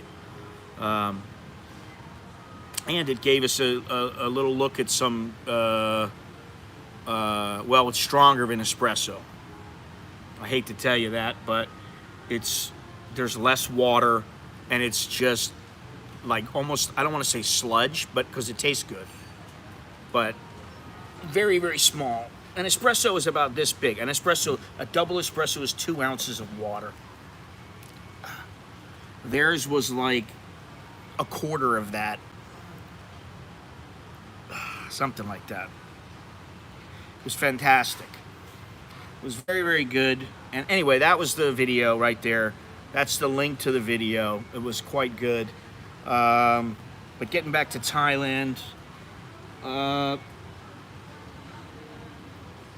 hopefully people will be able to come back. Things will get back to some semblance of normalcy, but I'm not counting on it. And, I wish I could say that. And like I've said several times, I wish that there was a lot more positive news to report and positive things to talk about. It's easy. I can always go, oh, God, what are my favorite places in Thailand, Hey, well, what good does it do you guys right now? I mean, I guess you can decide for yourselves where you want to go, and, oh, you really like it, and, that place is great. Maybe I'll have to check that place out,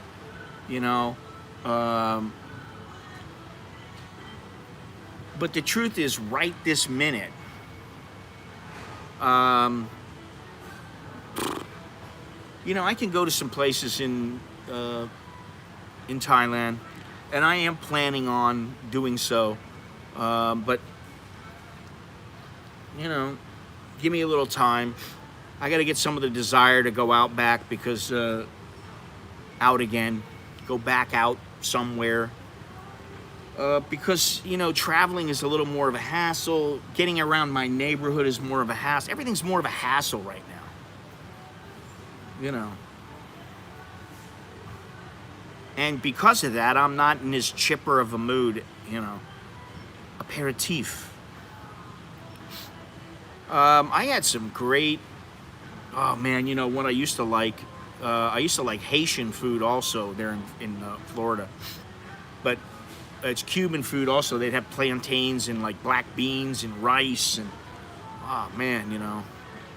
I actually kind of miss that right now. There are some things that I miss the longer that I've been away. It's been a while since I've been back in the United States, and I do miss a few things from that area.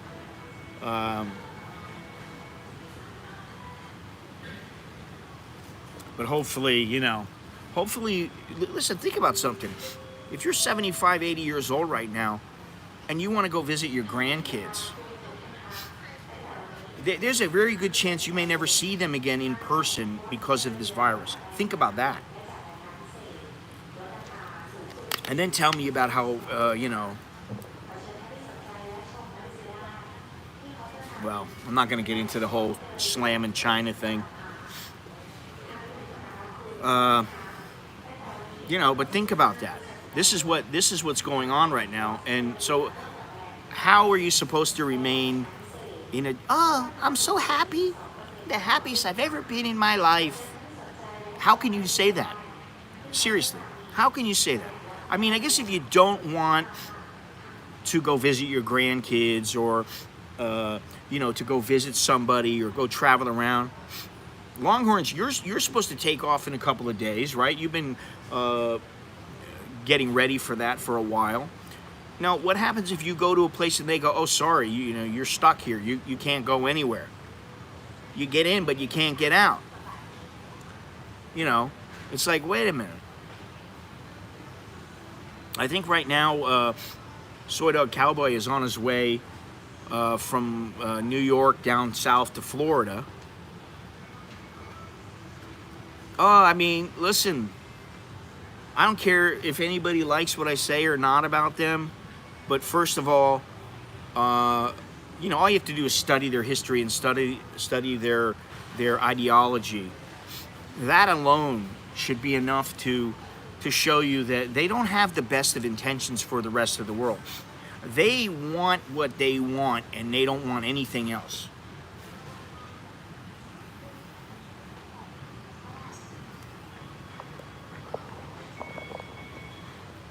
There you go.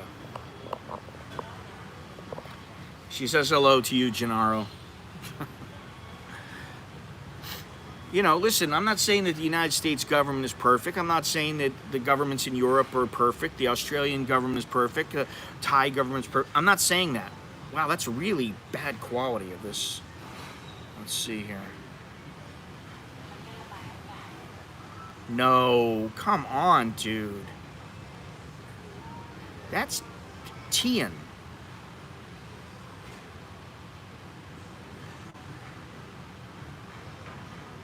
That's the one who, I don't know if she's married, but she has a young baby. I think it's about a year old now.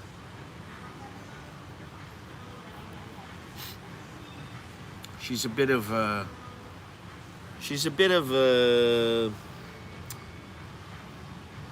sharp, we'll put it that way. You know. But the other ones are long gone. Mild and Smile, they're long gone. They ain't never coming back.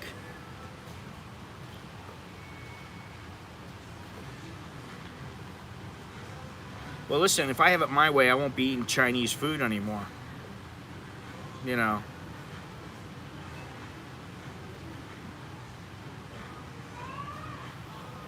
I gotta tell you, Starbucks, I don't know what it is about their internet. I'm not the only one who thinks this, but their internet is generally dog. It's really, I'm just gonna say it's bad. It's lousy. Their internet service is lousy, and I'm using AIS, which is very good, but because it's through Starbucks, it tends to be not so good. My phone is great because I'm using AIS 4G, which, you know, that's different from coming here and getting their free internet, which, free or not, it should be good quality. Yeah, I got a message from some guy, I don't remember where he's from or anything, but he sent me a message linking to some article about China and why we shouldn't, why it's okay to bash China or something like that. And I did a quick read through, and, you know, it's a lot of the same reasons that we've been hearing about for, you know, months and months and months.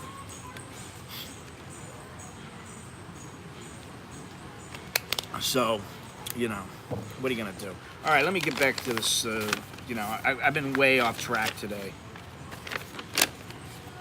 Oh well, I already did it. The last one I went to it online here. It's about the rise in dengue fever. The big one for me was the smart bands. Smart bans and mandatory vaccines. I mean, what are you going to do if, let's say that in New York, Cuomo decides you can't get into New York unless you get your vaccine. You know, we won't let you in. You can't come in. What are you going to do? Yeah, and you know, the thing is that they just keep going about their, for all we know, they spread it all throughout the world, and who knows what they did to their own people to get rid of it. They may have a cure for it. They may have a vaccine. It wouldn't surprise me if they have a cure for it. They gave it to all their people so that everything looks great. Oh, China's such a great place. China's a shithole. I hate to tell you. Yes, they have plots of land that look very good, that have great shopping malls and all kinds of things like that. But the majority of it is, you know, the majority of the cities out in the villages are shitholes. I've seen them. There are some that they're okay, but the majority, you don't want to be shitting in those places. You don't want to be shitting in their shithole. I don't know if anybody saw, but you know, about Cuomo reassigning the guy who was he banging his daughter or something? The state trooper was like banging Cuomo's daughter, and so Cuomo reassigned him to up on the border of Canada or something. You know, I wonder what the whole story is, if that's the whole story, or he's still banging her. Well, you know, listen, I'm sorry. All these guys, there's when they become the story,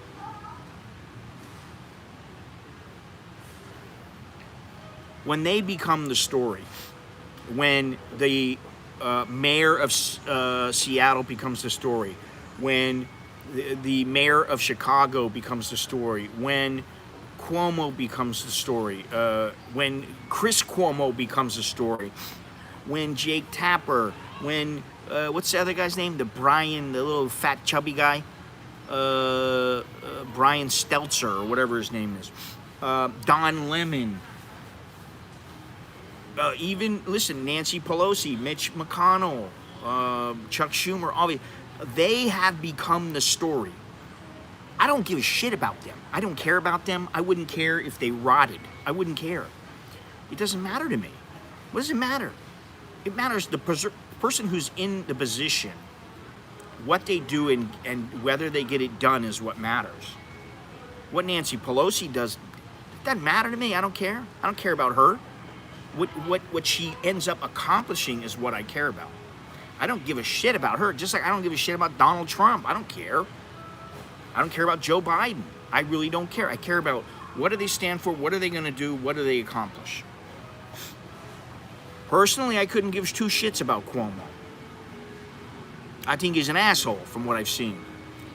I think both of them are. They've both been raised to be assholes. Now, I could be wrong. They could be real sweethearts, but I don't think so. And you know, what's going to happen one day, that Chris Cuomo is going to open his mouth to the wrong person, and that person's going to choke him out, or they're going to knock him out with one shot, and he's going to look like an asshole.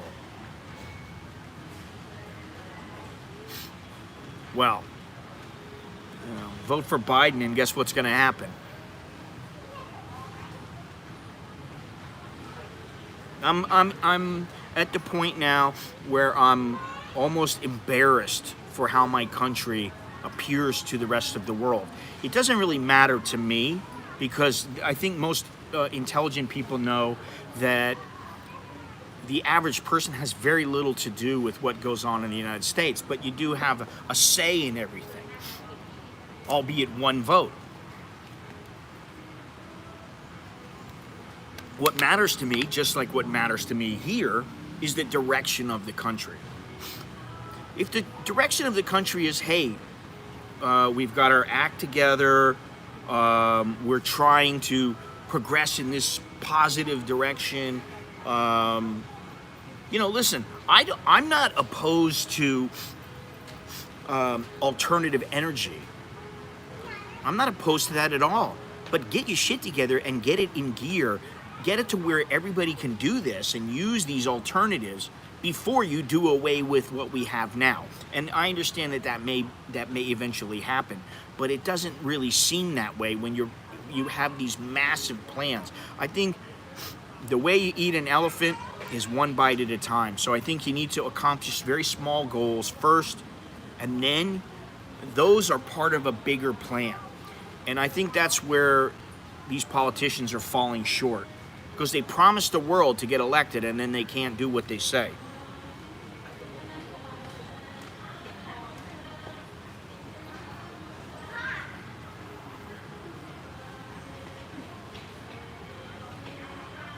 Most of us will probably unknowingly, voluntarily, what? Especially if we died. Oh, I see what you're saying here. Have almost 3 votes per person. Well, I see what you're saying about that, but, you know.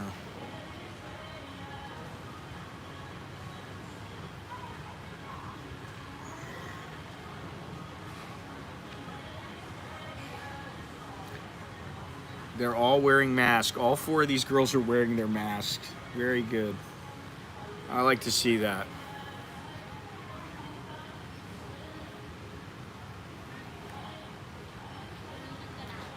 Well, what I will say is this.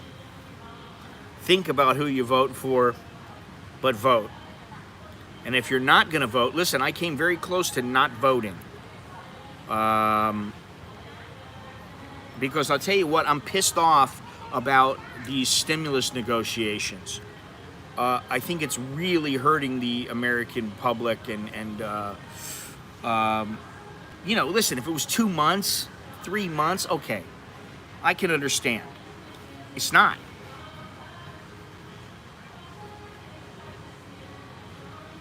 It's a lot longer than that. Let me see what I can do here. Let's see, what is this?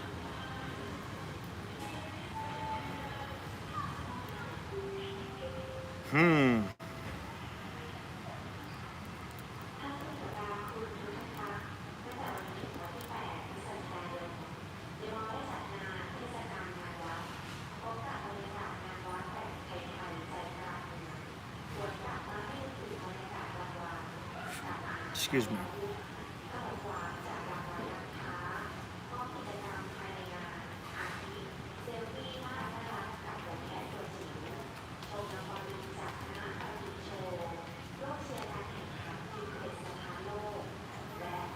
Well, I saw what you know, I see those videos. Oh, there's 3 guys that I watch, sometimes 4.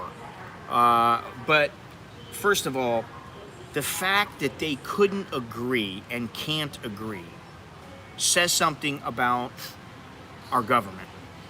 It's mired in red tape.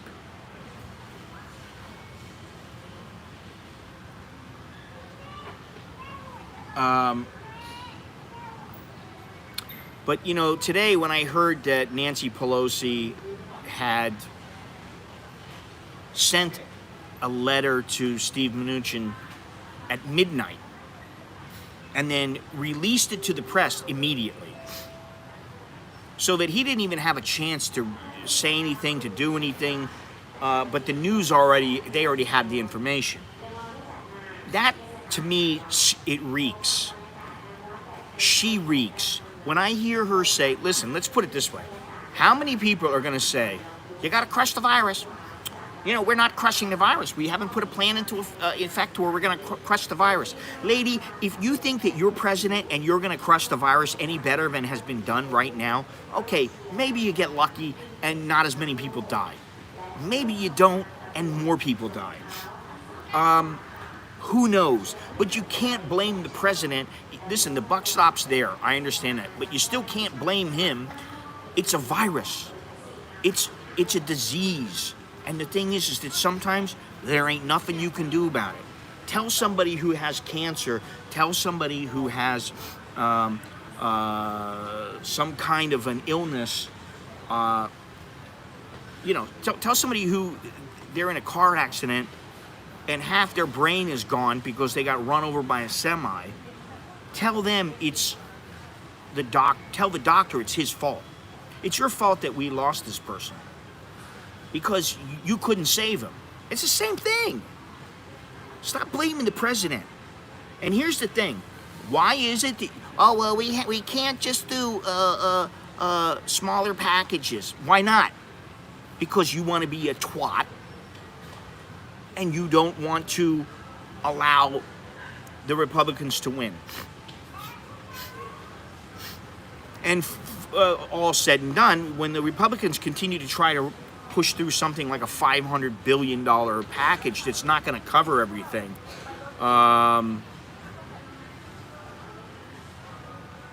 you know, what do you think, that's good? If it's going to be $500 billion, okay, it's only for the stimulus checks. It's only for unemployment.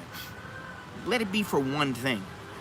Let's pass this, boom, next. Let's pass this, next. Let's pass this, next. Keep going. Let's get it done. But see, why don't they just do it in public? That's the way to get around this. You do it to where, you know, you got C-SPAN covering it or something. They're negotiating in front of the people. That way there is no bullshitting. There is no lying. There is no capitulating simply to get what you want, but not for this and this for that and tit for tat. And do it in public. That solves everything. You know, because what's going to happen, let me tell you something. What's going to happen if February comes and nothing has been done? Listen, I'm sure people could use money, but I'm going to tell you something. $1,200, that'll barely pay a lot of people's rent for 1 month. So what good is it? They should have, apparently they were going to give people money every month for like 4 months or something like that. Didn't happen. But now what's going to happen? It's a joke. It's a joke. Now, the unemployment, does unemployment need to be $600 a week? What about the people who have been unemployed for a long time? Or what about the gig workers? What about people like that? You know, they just, I don't know what it is. They're concentrating on too many different things. I understand why they tried to pass Amy Coney Barrett and get her confirmed into the Supreme Court. I understand that. However, there's just so many other things that they concentrated on that I think they could have done differently. There's so, you know, and just every time I hear Nancy Pelosi speak, I think she's lying. Anytime I hear the president say, it's going to be bigger, it's going to be better, it's going to be the best one. Oh, shut up. I don't even want to hear it. I don't even need to hear it. You know? I love how people, they seem to think they know how much you need to live in Thailand. I love that. It's so funny. Because there's a lot of people, they can't live off of $1,400 a month. It's ridiculous. And there's a lot of people that can live pretty well. This is the thing. It's a fallacy. How much you need to live in a place is a fallacy. How much are you content to live with? The other thing is, why keep giving money to states to piss away? Why? For their workers? Okay, well, but they're laying people off. What about the airline? What about, here's the thing. What about Nancy Pelosi telling the airline industry, please do not send all your workers home. Don't lay everybody off. Come Monday, we're going to have a deal. What happened? What happened, Nancy? And now you got the airlines. Imagine no Delta, no United, no Southwest Air. All these airlines, they go out of business. What are you going to do? Only the filthy rich are going to be able to fly. You know, maybe they're okay with that. Well, imagine if it doesn't change for another 4 months, 5 months. You know, imagine if the stock market crashes.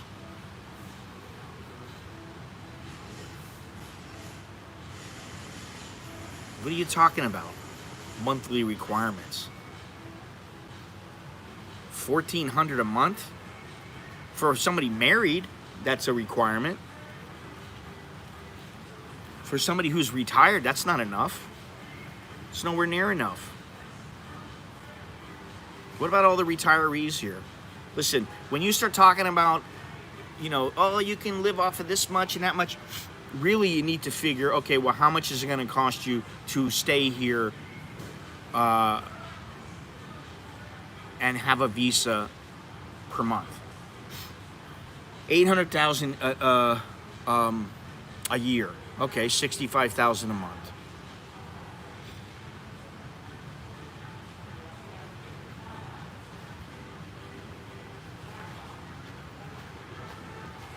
Marriage is $400,000 and 40 or 40, and sometimes they won't let you. Depends on where you are. They won't let you do 40,000, and 40,000 is 40,000 every single month, or I think it's 2 or 3 months. I'm not sure, but for retirement, it's every. It needs to total 400,000. So you know, and a lot of guys, listen, they're coming over. They're not married. The guys who are married don't generally have any problems. You know, it's the guys who are coming over to retire. It's the guys who are young and who think, you know, I'm going to come over here and I'm going to get a job and I'm going to be able to make it there. Yeah, maybe if you've got the qualifications, if you've got some job that you're good at and that, you know, but other than that, listen, you know, the days of the boiler room and that kind of thing, they're pretty much gone. Forget about it.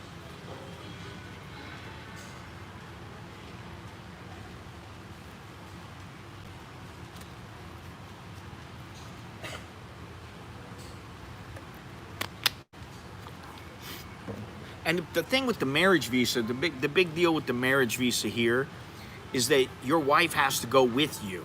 You have to show all kinds of bullshit, and that's what it is. I'm sorry, it's BS. In Bangkok, the last time I had a marriage visa, they asked me for photos of our closet to show our clothes together. They asked of photos of the front of our house. They asked for photos of our family sitting together. They asked for photos of us from one period of time to the next. I mean, it was ridiculous.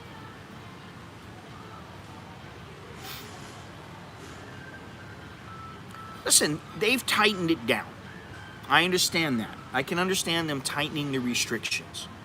But when you make it to where the problem is not that it's 40,000 baht. The problem is the transferring of the funds. The way that it's transferred, the additional cost, it's just a bunch of bullshit. The way that they, you know, it's not that it's that difficult. It's just, it costs you more money. Everything they do is, it almost seems as if it's all set up to make you pay more. Even if it's to your own country, it's going to be more expensive. You know, listen, thing, you know, Jono didn't even know about it. A lot of people don't know about it. You transfer money using a certain way, and guess what? It shows up as a domestic transfer. You go to the ATM and pull money out, put your money into the bank in Thailand. That doesn't count. You know. So, I think, you know, they're trying to narrow it down. Now, you know, they want the tourist. Here's the thing. Here's my view on it. Okay, if you want a tourist, then you still better be good to the expats. You better be damn good to the expats. You know why? Because the tourists are the ones who become expats. You know, oh, we just want your money and you can leave. No, I don't think that that's a good idea. No, I could be wrong. You know, I could be wrong.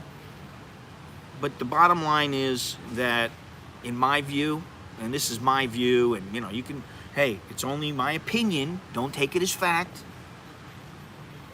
But today's tourist, today's student is tomorrow's expat, tomorrow's retiree, the perpetual tourist, the one who comes year after year after year after year. I think now there's a lot of people who are, you know, their attitude is screw Thailand. We know what they're about. We don't want to come anymore. Some of my friends have told me that. And I've got friends, let me tell you something. I was just saying this morning.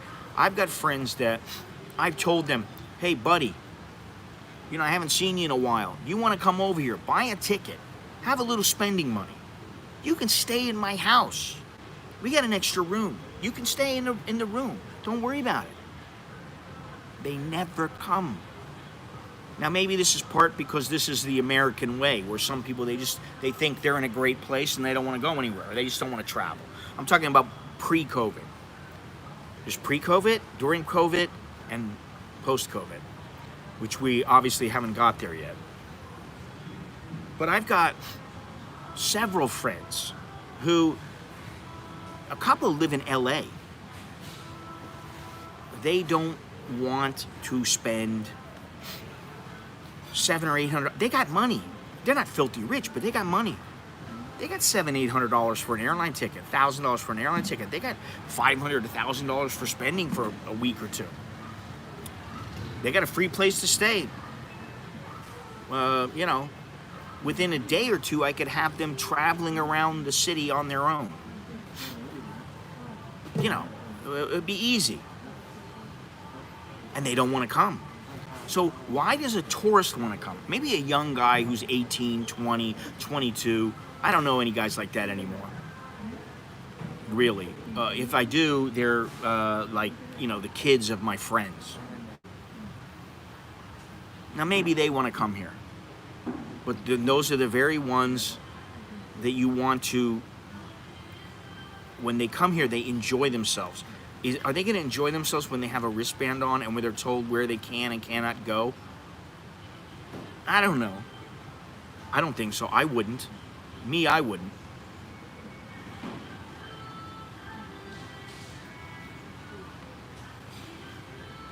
I don't even like being restricted here now. And this place is not very restrictive compared to elsewhere. One guy travels quite a bit, but he has elected to go elsewhere. He's elected to go to Ecuador, and he's elected to move to Ecuador. And he's the one who recommended Thailand to me. He's the one who said, "Go live there. It's fantastic." He set me up to meet a guy who was a university professor at Chulalongkorn University, so that the guy could give me the lay of the land, you know, over lunch. He met with me and we talked for a couple of hours. And, you know, he was a nice guy. He told me a few things, and he doesn't want to live here anymore. He's like, I don't want to put up with that BS that the government lays out on you. You know, he went to Ecuador, boom, he put a little money down, got a piece of land, built a house. He rents it out now. You know, he's set up. He doesn't need to worry about anything. He wants to live in Ecuador as an Ecuadorian citizen. He can. You know, there's all kinds of little things that you know, there's other ways. There's other places. 2015. You think it changed from 2015? It's...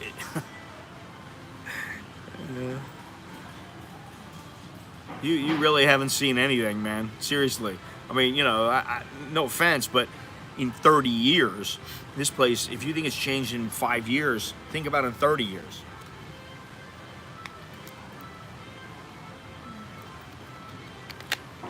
Now, that said, I should say, one thing that I'm starting to do, and I've already started to do it, is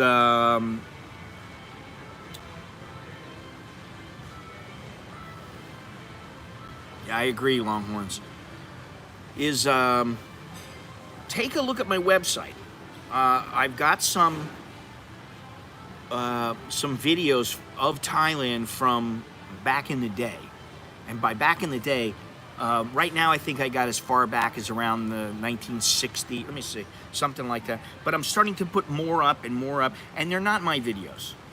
You know, I'm not doing it for me necessarily, as much so that people can see what Thailand looked like. And I have been looking through my videos.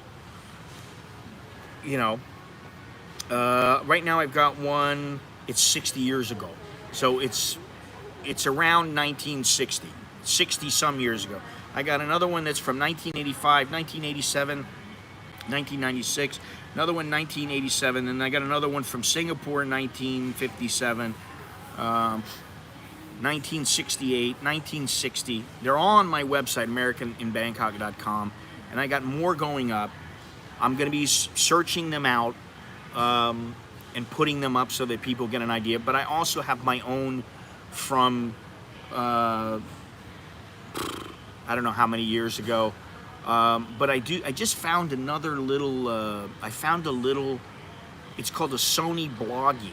It was one of the first video recording devices that I had, and you know, I had my old gimbal, the first gimbal, the Osmo One.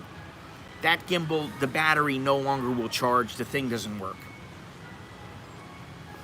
You know, made in China. Not that Sony isn't partially made in China, but anyway. So I plugged in this little Sony thing, and guess what? It charges. So I'm looking to see if it will work, and if I have any footage from that on that particular hard drive, the little memory card, if there's anything still on there from, say, 20 years ago. Because I do have some old footage, but I think it's important to see, at least to see what it was like back in the day. So that's one thing that I'm going to be doing a lot more of, is hunting out these older, because, you know, I do feel an affinity for Thai culture. I go back a long way, you know. Here you go, Gennaro, if you're still awake. Hello. Yeah, something like 20 years ago. Hello, goodbye. Hello, goodbye. Nobody can see you.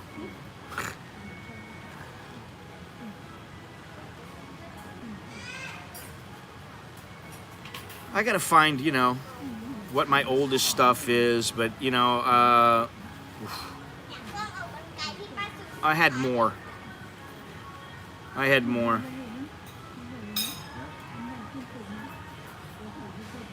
Yeah, see, everybody has this impression, you know, there's a lot of people that say, oh, what is it, they're lying? They lie so much, the girls are no good. And yeah, okay, if, you know, you let them do that, if you let them get away with it, then they're gonna. But, you know, like, I can't tell you how many people have helped me for no other reason just than they were being nice. If you remember, and I don't know if it was on video or not, I don't remember. I thought she was on video. But, you know, I was walking across Thailand, down there in Prachuap, and I was dehydrated, I was tired, I was hot, and I saw this lady, and she's got dragon fruit on the side of the road. She's selling them. And I'm like, man, I could use some dragon fruit, you know? And so she started talking to me. I started talking to her. We're, you know, speaking in Thai to each other. She doesn't speak a word of English. And I told her I'm walking across Thailand. Oh, wow, ooh, ooh, you know. She got excited. And then I said, okay, I'd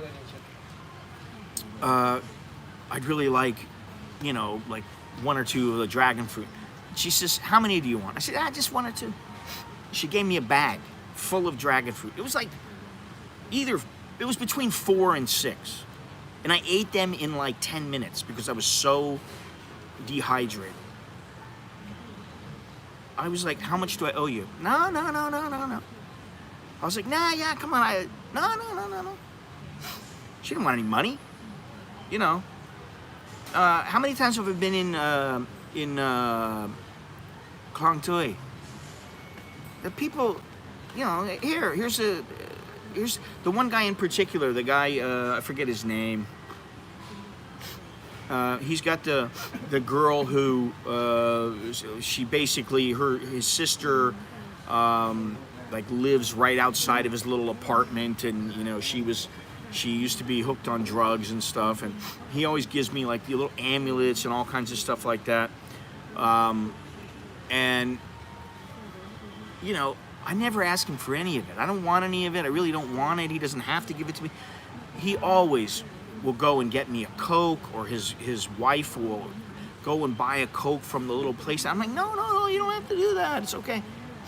They don't want anything. There are a lot of people out there. They are good, hardworking people. The last thing they're thinking about is, how can I screw this Westerner over? You know. Now, I'm not saying that there aren't people out there who do that, but where aren't there people like that? Has America got anybody, any, you know, is there anywhere in America where nobody screws you around?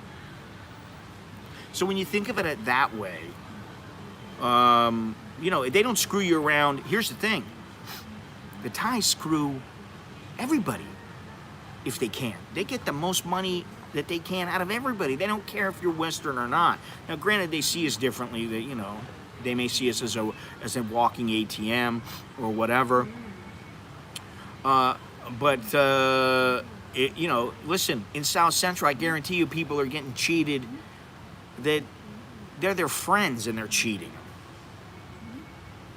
So, you know.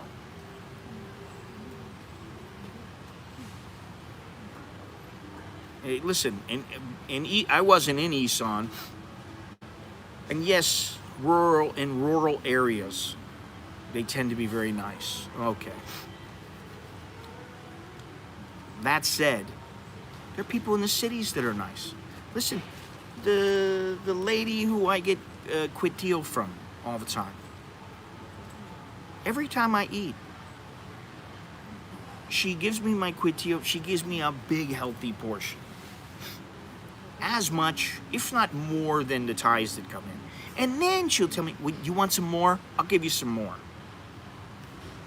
Is it because I'm such a great customer? No, because I go in there like maybe once a month, if that. And yet, she doesn't have any problem being nice to me. So, I'm very hesitant to, you know, say, oh, well, they all lie and cheat and steal. That's just not true. They don't all. Some do, some don't. You know. Thank you for that tidbit of information, Mr. Gennaro.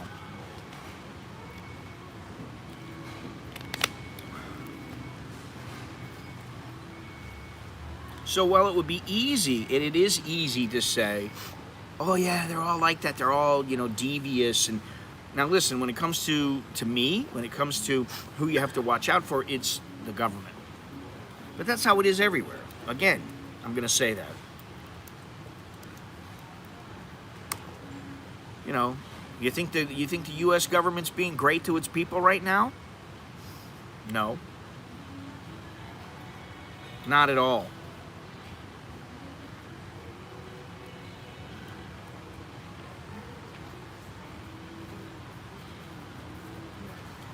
So, there it is there.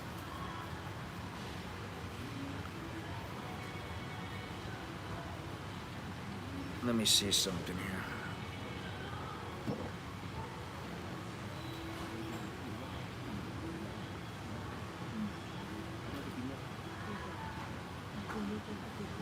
You know, like, how many times have I been screwed over? How many times? Listen, every once in a while, I'm sure they probably, you know, get a few extra bucks out of me. But, you know, I can tell you that there are times that I actually get better prices than what some Thais get. My wife will tell me, oh, I paid $150 for this, and I'm like, ha, I paid 140, you know, or something like that. You know, it happens all the time. So, you know, I'm always hesitant to buy into the they all do this. Well, some governments are better than others to the people, and I think that's where um, the United States needs a bit of work. You know, they claim they care about the people and, you know, they care what goes on.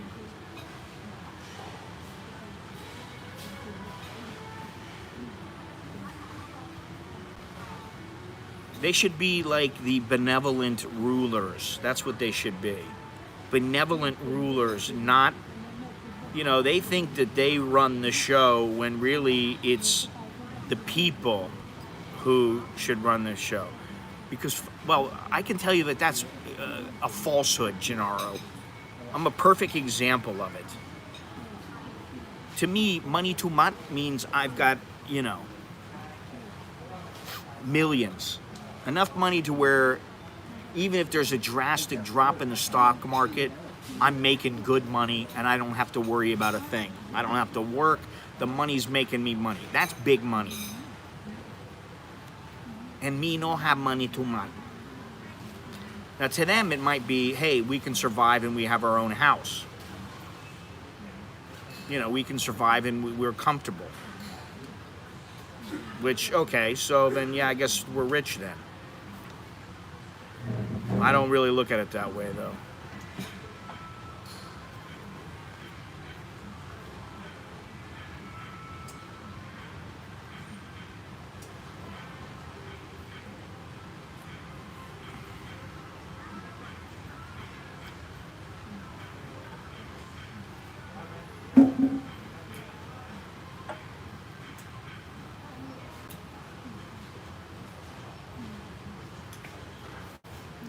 You know, here's the thing too.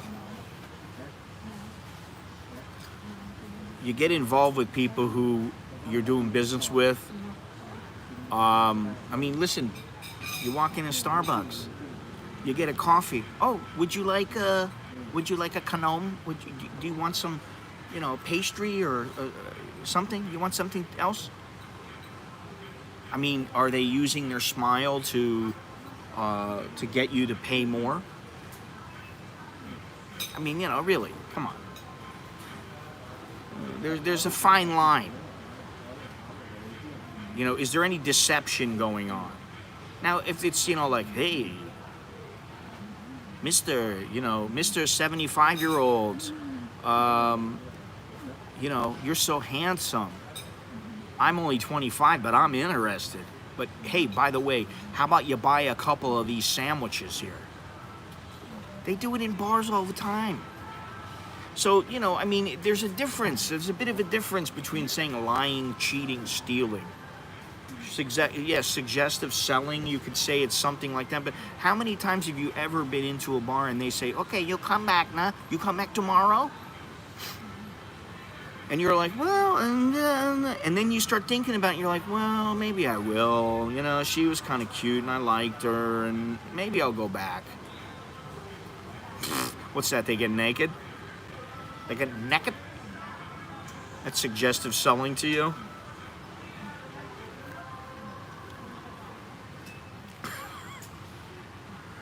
Oh man. This stream has been all over the place. Here, there, and everywhere. Hey, listen, tomorrow, if anybody who is fairly known to me would like to call in and discuss things, whether it be about Thailand, world events, your new hot chick, whatever it might be.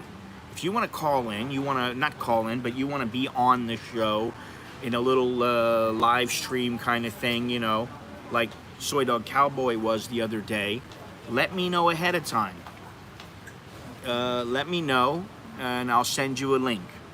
Okay? All you have to do is leave a comment, email me, whatever it is, and we'll take it from there. Yeah, you know, here's the thing too. I've said this a lot.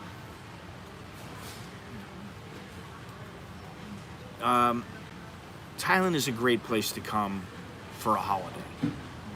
Now, if you got to jump through hoops, it's not such a great place. But COVID aside, it is a great place to come. Most people come, they don't have any problems. You know, the vast majority of problems, the biggest problem they may have is getting a taxi driver to understand exactly where they want to go. But that could happen anywhere. This is the thing. Look at it that way. Could this and does this happen in other countries?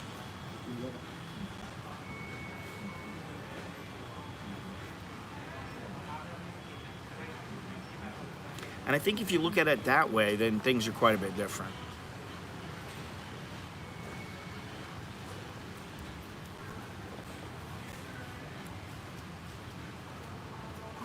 Anyway.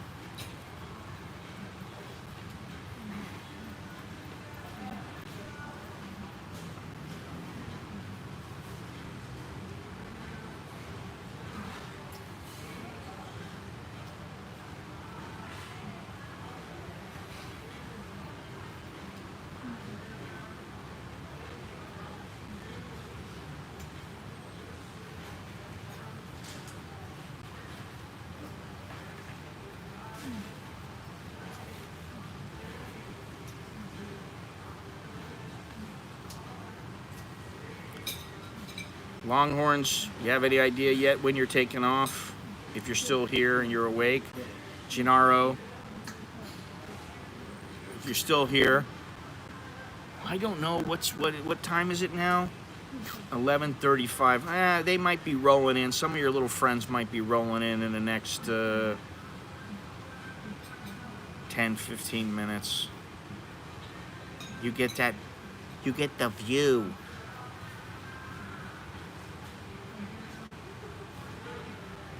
Two-tier pricing will never happen. You say, well, it actually does happen.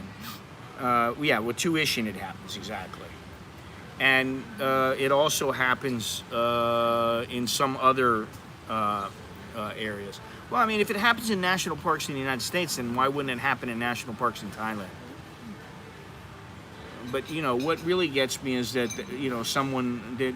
And listen, it's a different culture. Negotiation is part of the culture in many places. And you can always say no. You go to buy a piece of chicken and you saw some Thai lady just buy it for 20 baht, and you go there and she goes, 40 baht, sir, and you go, no. Honey, I know it's 20 baht. You don't have to buy it. You can say no. Go elsewhere.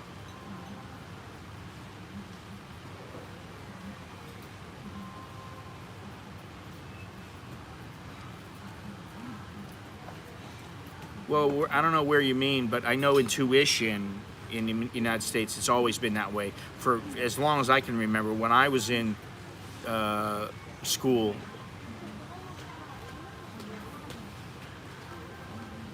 it was the same way.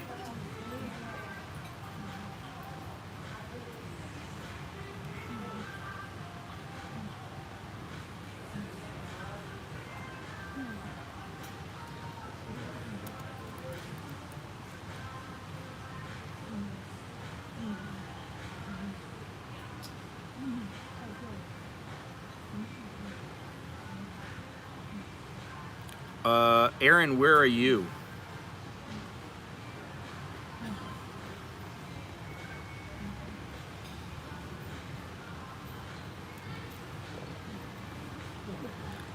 Where in the world are you? Where in the United States or wherever are you?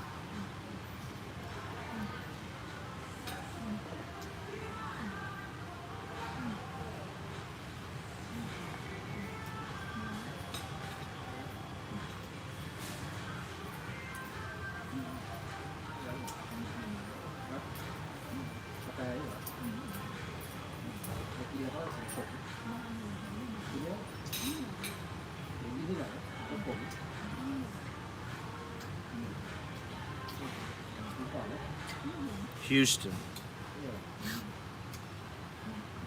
I get in free in the United States.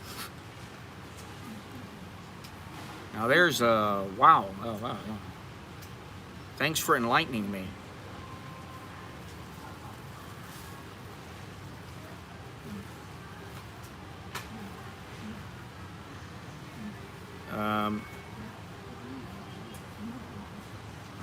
No, actually, normally, the way it is if a company comes to a restaurant and there's 10 people in the place, if they negotiate something beforehand, that's different. But most of the time, they come in. If you got a family of 8 and they all come into a restaurant, they pay the same price as everybody else. Doesn't matter if you're white, yellow, black. It doesn't matter what you are. There's a big difference between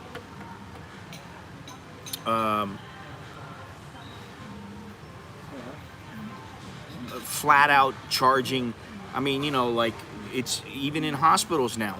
It's allowed. Oh, foreigners have to pay more money. Well, a lot of people, and you know, they're going, hey, screw you. We're not paying more money. You want our business? We ain't. Too bad. We're not paying. That's how you get around it. And you know, I will say that while it may be more difficult now to get around that in some areas, I try not to frequent the places that happens. But in one hospital, Waitangi Hospital, my kid had to go in for a surgery.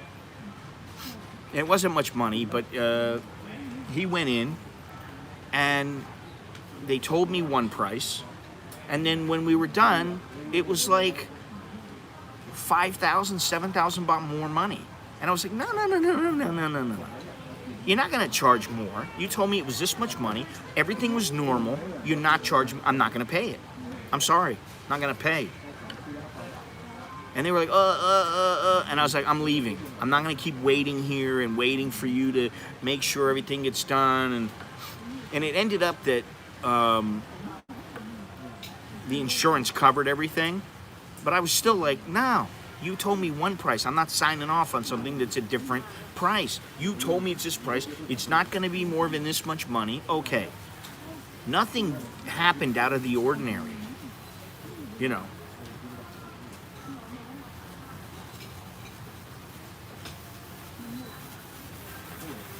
Where do you pay that? Where do you pay a set amount of money? You may pay a set tip here, or you may not. It depends on the restaurant. The disparity in college tuition is so minorities have a chance at higher education. Nothing like Thailand. Yeah, I don't know what the reasoning is behind it. I was under the impression that it was because you are not somebody you don't live here. You came in, you're a student from Thailand, and you know, you don't live in this country. You're not a citizen. Let me ask you something. Why should somebody who, whoa, Soy Dog Cowboy, I was wondering where you were. I thought today you might be traveling. Virginia.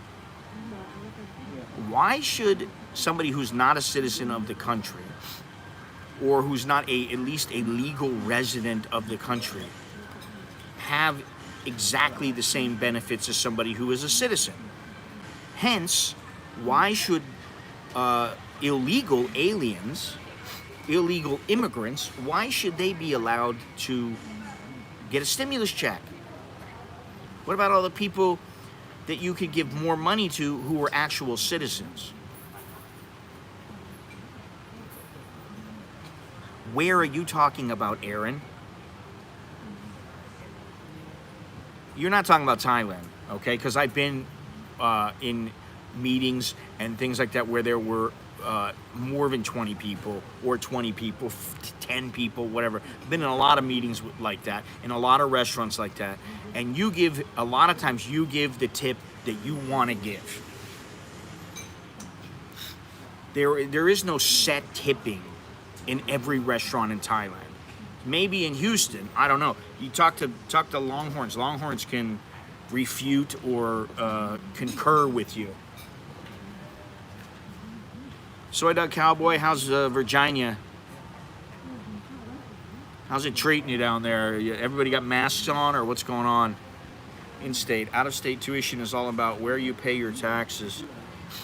Some state different prices because of different taxes. There you go. What about the restaurants?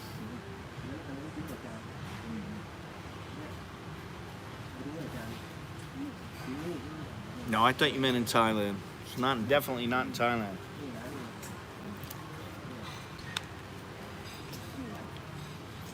Well, I've only walked into a gas station in this hotel for the night, so they do have masks. You're in the Bates Motel? It's Halloween. Well, it's almost Halloween there.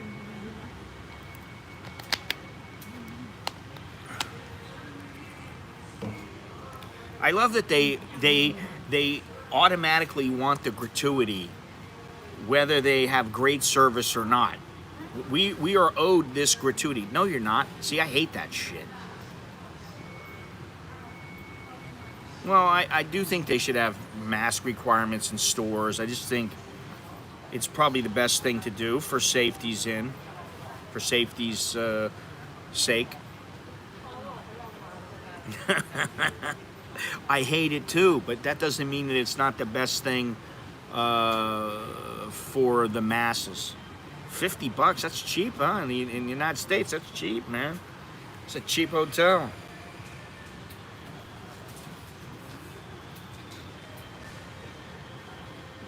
We're gonna start calling you Frugal Dog Cowboy. Frugal Doggy Cowboy.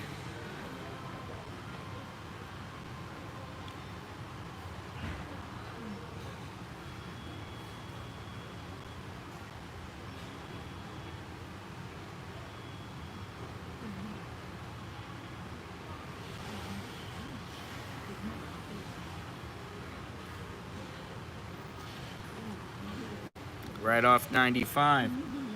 Boy. I-95. Been a long time since I've been there. Well, it's been at least 4 years. Let me, what am I looking for here? There was something I was looking for. Man, their internet is the worst internet probably of any place, any public place that you go to. You know, public, I mean like the public can come in even though it's privately owned. It is the worst internet. If I go to McDonald's, the internet's not like this. Their Wi-Fi is much better. McDonald's, Burger King, wherever. I took the 10 from Texas all the way to California on a motorbike. And I also took the 10 all the way to the 95 many years ago, hitchhiking. Oof. Surprised everybody at home when I came strolling in. They were like, how'd you get home? Just hitchhiked. Dude, they reboot the router all the time. Seriously, I've already had this conversation with them like 50 times. It's a Starbucks. It's not just this Starbucks, it's Starbucks in general has shit internet.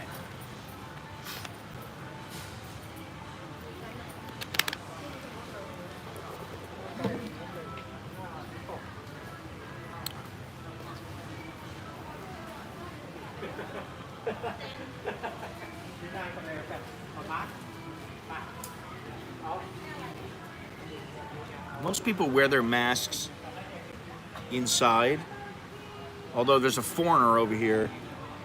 He's got his mask down around his chin. The one guy.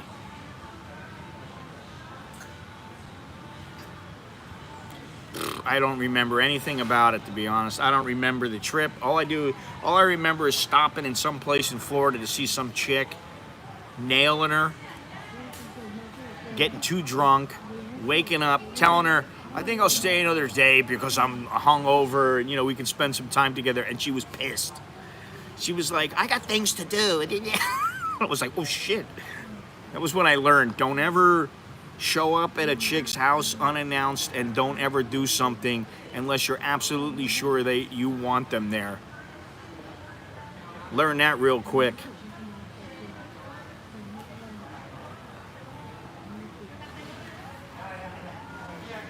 That's what booze was for, though. Booze can be an excellent teacher.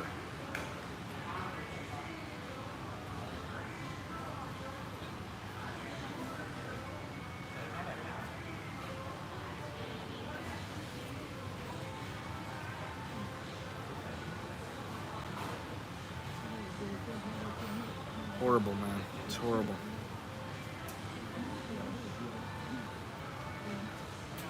Good times, good times. What was that movie? Was it a movie? Where they're constantly going, good times, good times. Forget what the name of the movie was. Some stoner movie, I think. I think it was, a Canadian thing. Good times, eh? Good times. I can't remember. My memory is not that great. Anyway.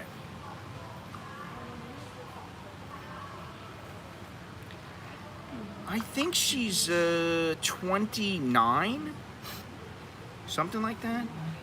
I'm gonna say, listen, I'm gonna say that she, out of all of them, I think that Preo is the youngest. I think she said she was 23, and she is probably the sweetest of the girls, the very nicest. But she did say to me that with her guy friend, I don't know if it's her boyfriend or what it is, but with her guy friend, she's very insecure about him finding another girl. That could become very irritating, especially from a 23-year-old girl. Beer, I think, is 27, and I can tell you from her hair and the photos that I've seen of her and her skin type and all that kind of thing, the Thai guys love her because they look at her as the Korean/Japanese type Thai girl, okay? The Chinese, Korean/Japanese kind of girl. That's what they look at her like. Now, I know for a fact she has a guy friend. She doesn't want to tell me exactly what's going on. I personally, if I was to make a wager, I would say she probably has a kid. I'm just assuming and guessing, but experience has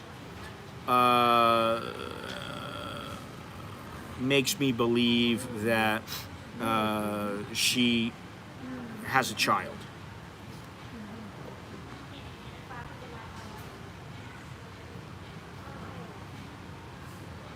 And then there's Tian, who it took me a little while, but she's admitted, she has a kid, and I think she's still with the guy, and she just doesn't get into it that much. She's, but she's very friendly and very open about a lot of things. And then there was another one that, who was the one that had a kid also? I don't even remember. They go through so many of them, really. Here today, smiling mild today. Tomorrow there's a new girl. The next day, that girl is there for, they're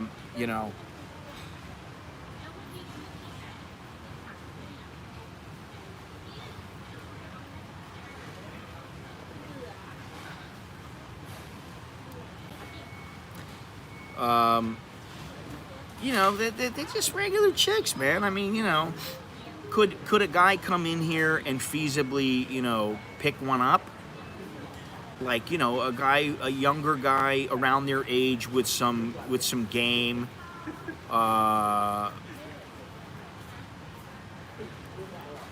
Could they? Of course.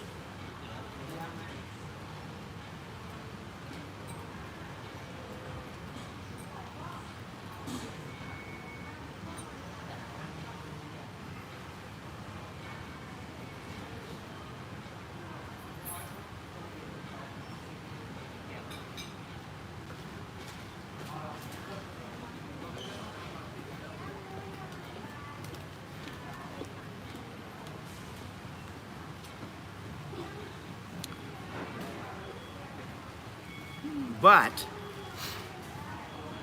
it would take a little bit of game. And also, you know, there was one Thai girl here, not at this location. She used to work at the location over here. Now she thinks she works in Waitani Hospital or whatever. She had an American boyfriend for a while who lived in Korea. You know, that was, and she used to, you know, talk to me about, you know, oh, I'm getting ready to go to Korea. Oh, he's gonna come here, you know. And after a while, I was like, yeah, okay, whatever.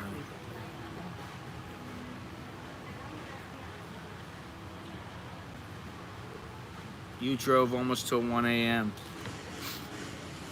Longhorns is still in the same place. I thought you guys were gonna go watch Dave Ledoux fight.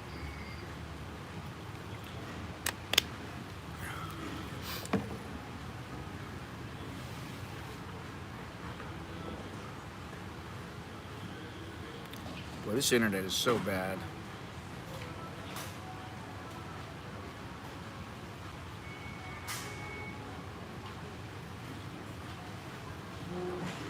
Texas chicken, anybody? Anybody for some Texas chicken?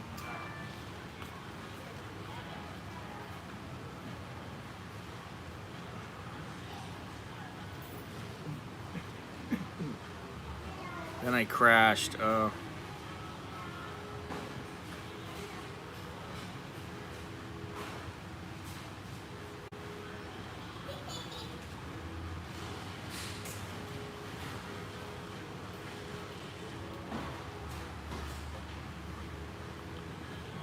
I don't get the fried chicken. I usually get the wrap. I get the chicken wrap. I get the wrap.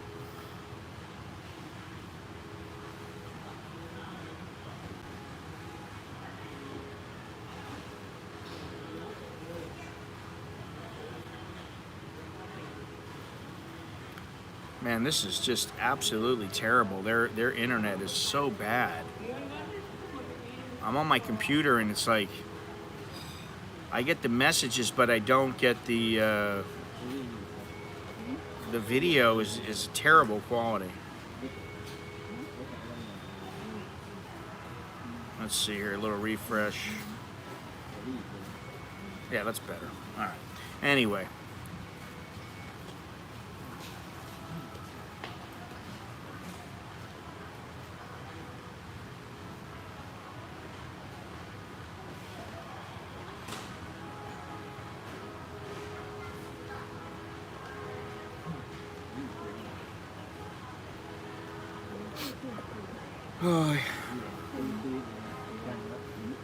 Well, we will be streaming tomorrow. I don't know if I'll be out or not. My wife's got to take off for a couple days again, and then probably sometime about a week after that, I'm gonna take off. So I want to stay close to home tomorrow. But there are a few things I'd like to talk about, and one of them has to do with death and dying here, which we never talk about. But I'd like to talk about something a little more positive. So I've got something in mind, you know, a little more of a happy subject. And no, not about women. It looks like it's stopped raining now, but it's still very wet out. I'm really glad I didn't go to Kaohsiung Road today. So are you taking off on Monday, Longhorns?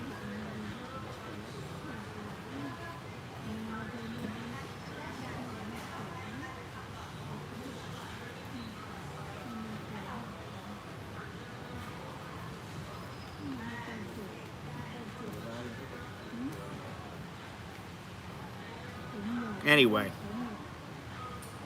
if I'm gonna die and become a ghost, might as well be in Thailand where I'm appreciated.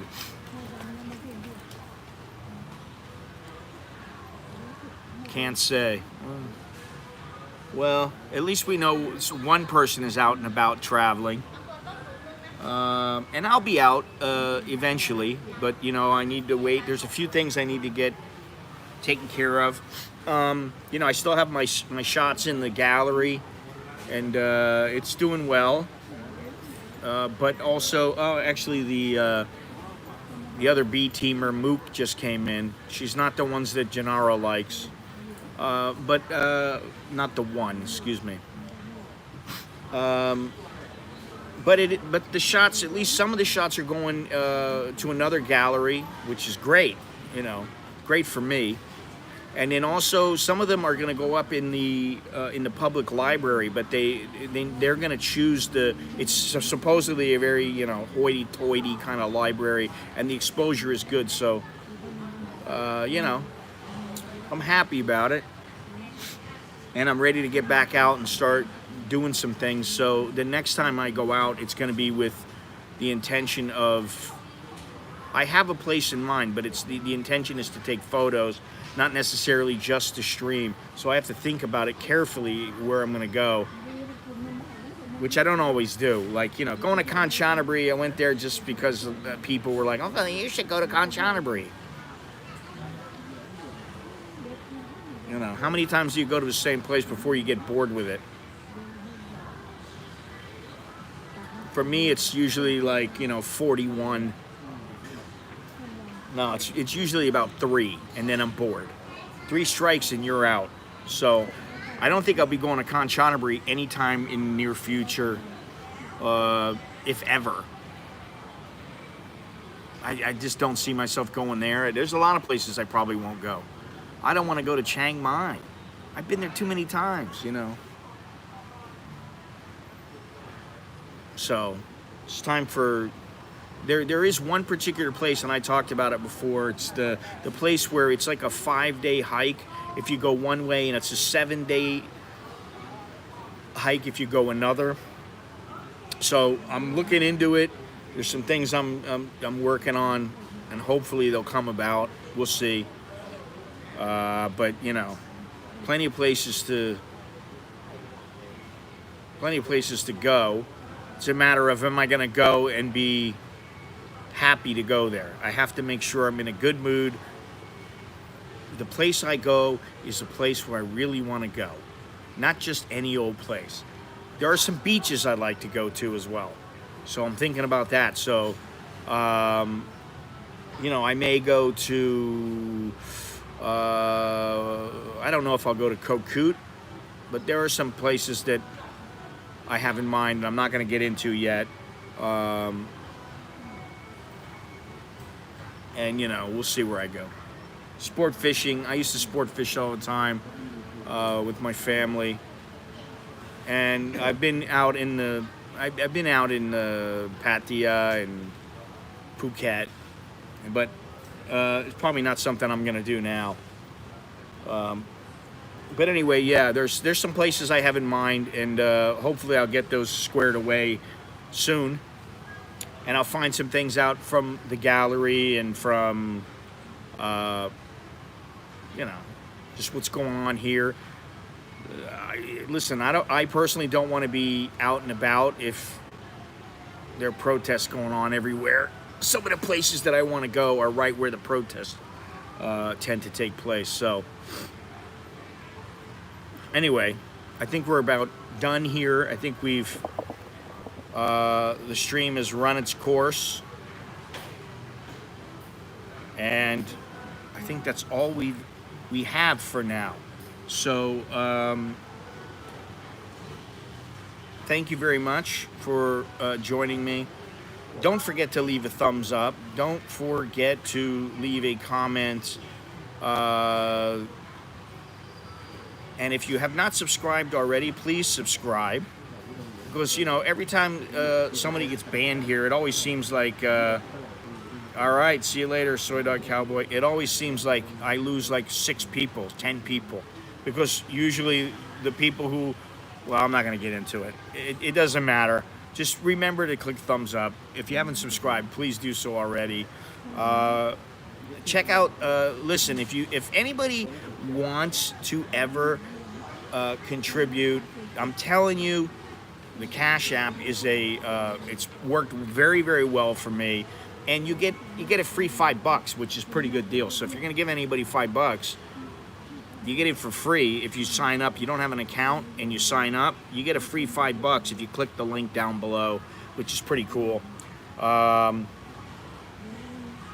Don't forget about the merch, the t-shirts, the Bar Girl Lives Matter, the American in Bangkok, the I don't hate people, I just prefer to be alone, or prefer when they're not around, or whatever it is. I forget now.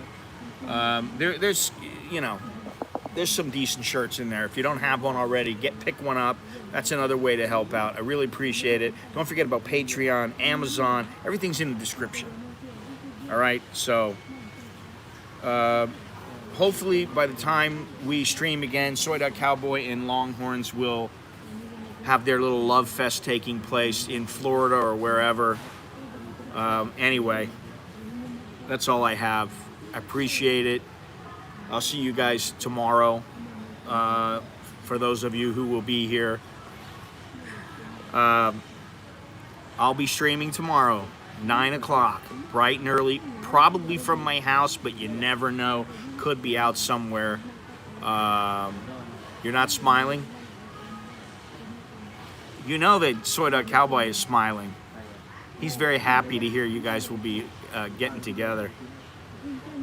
Anyway, Choke D, all that good stuff.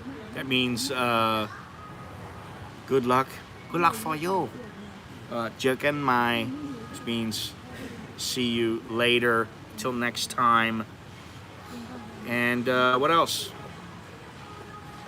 Be well, be safe, all that good stuff, and I'll talk to you guys later. All right? Arrivederci. Yes.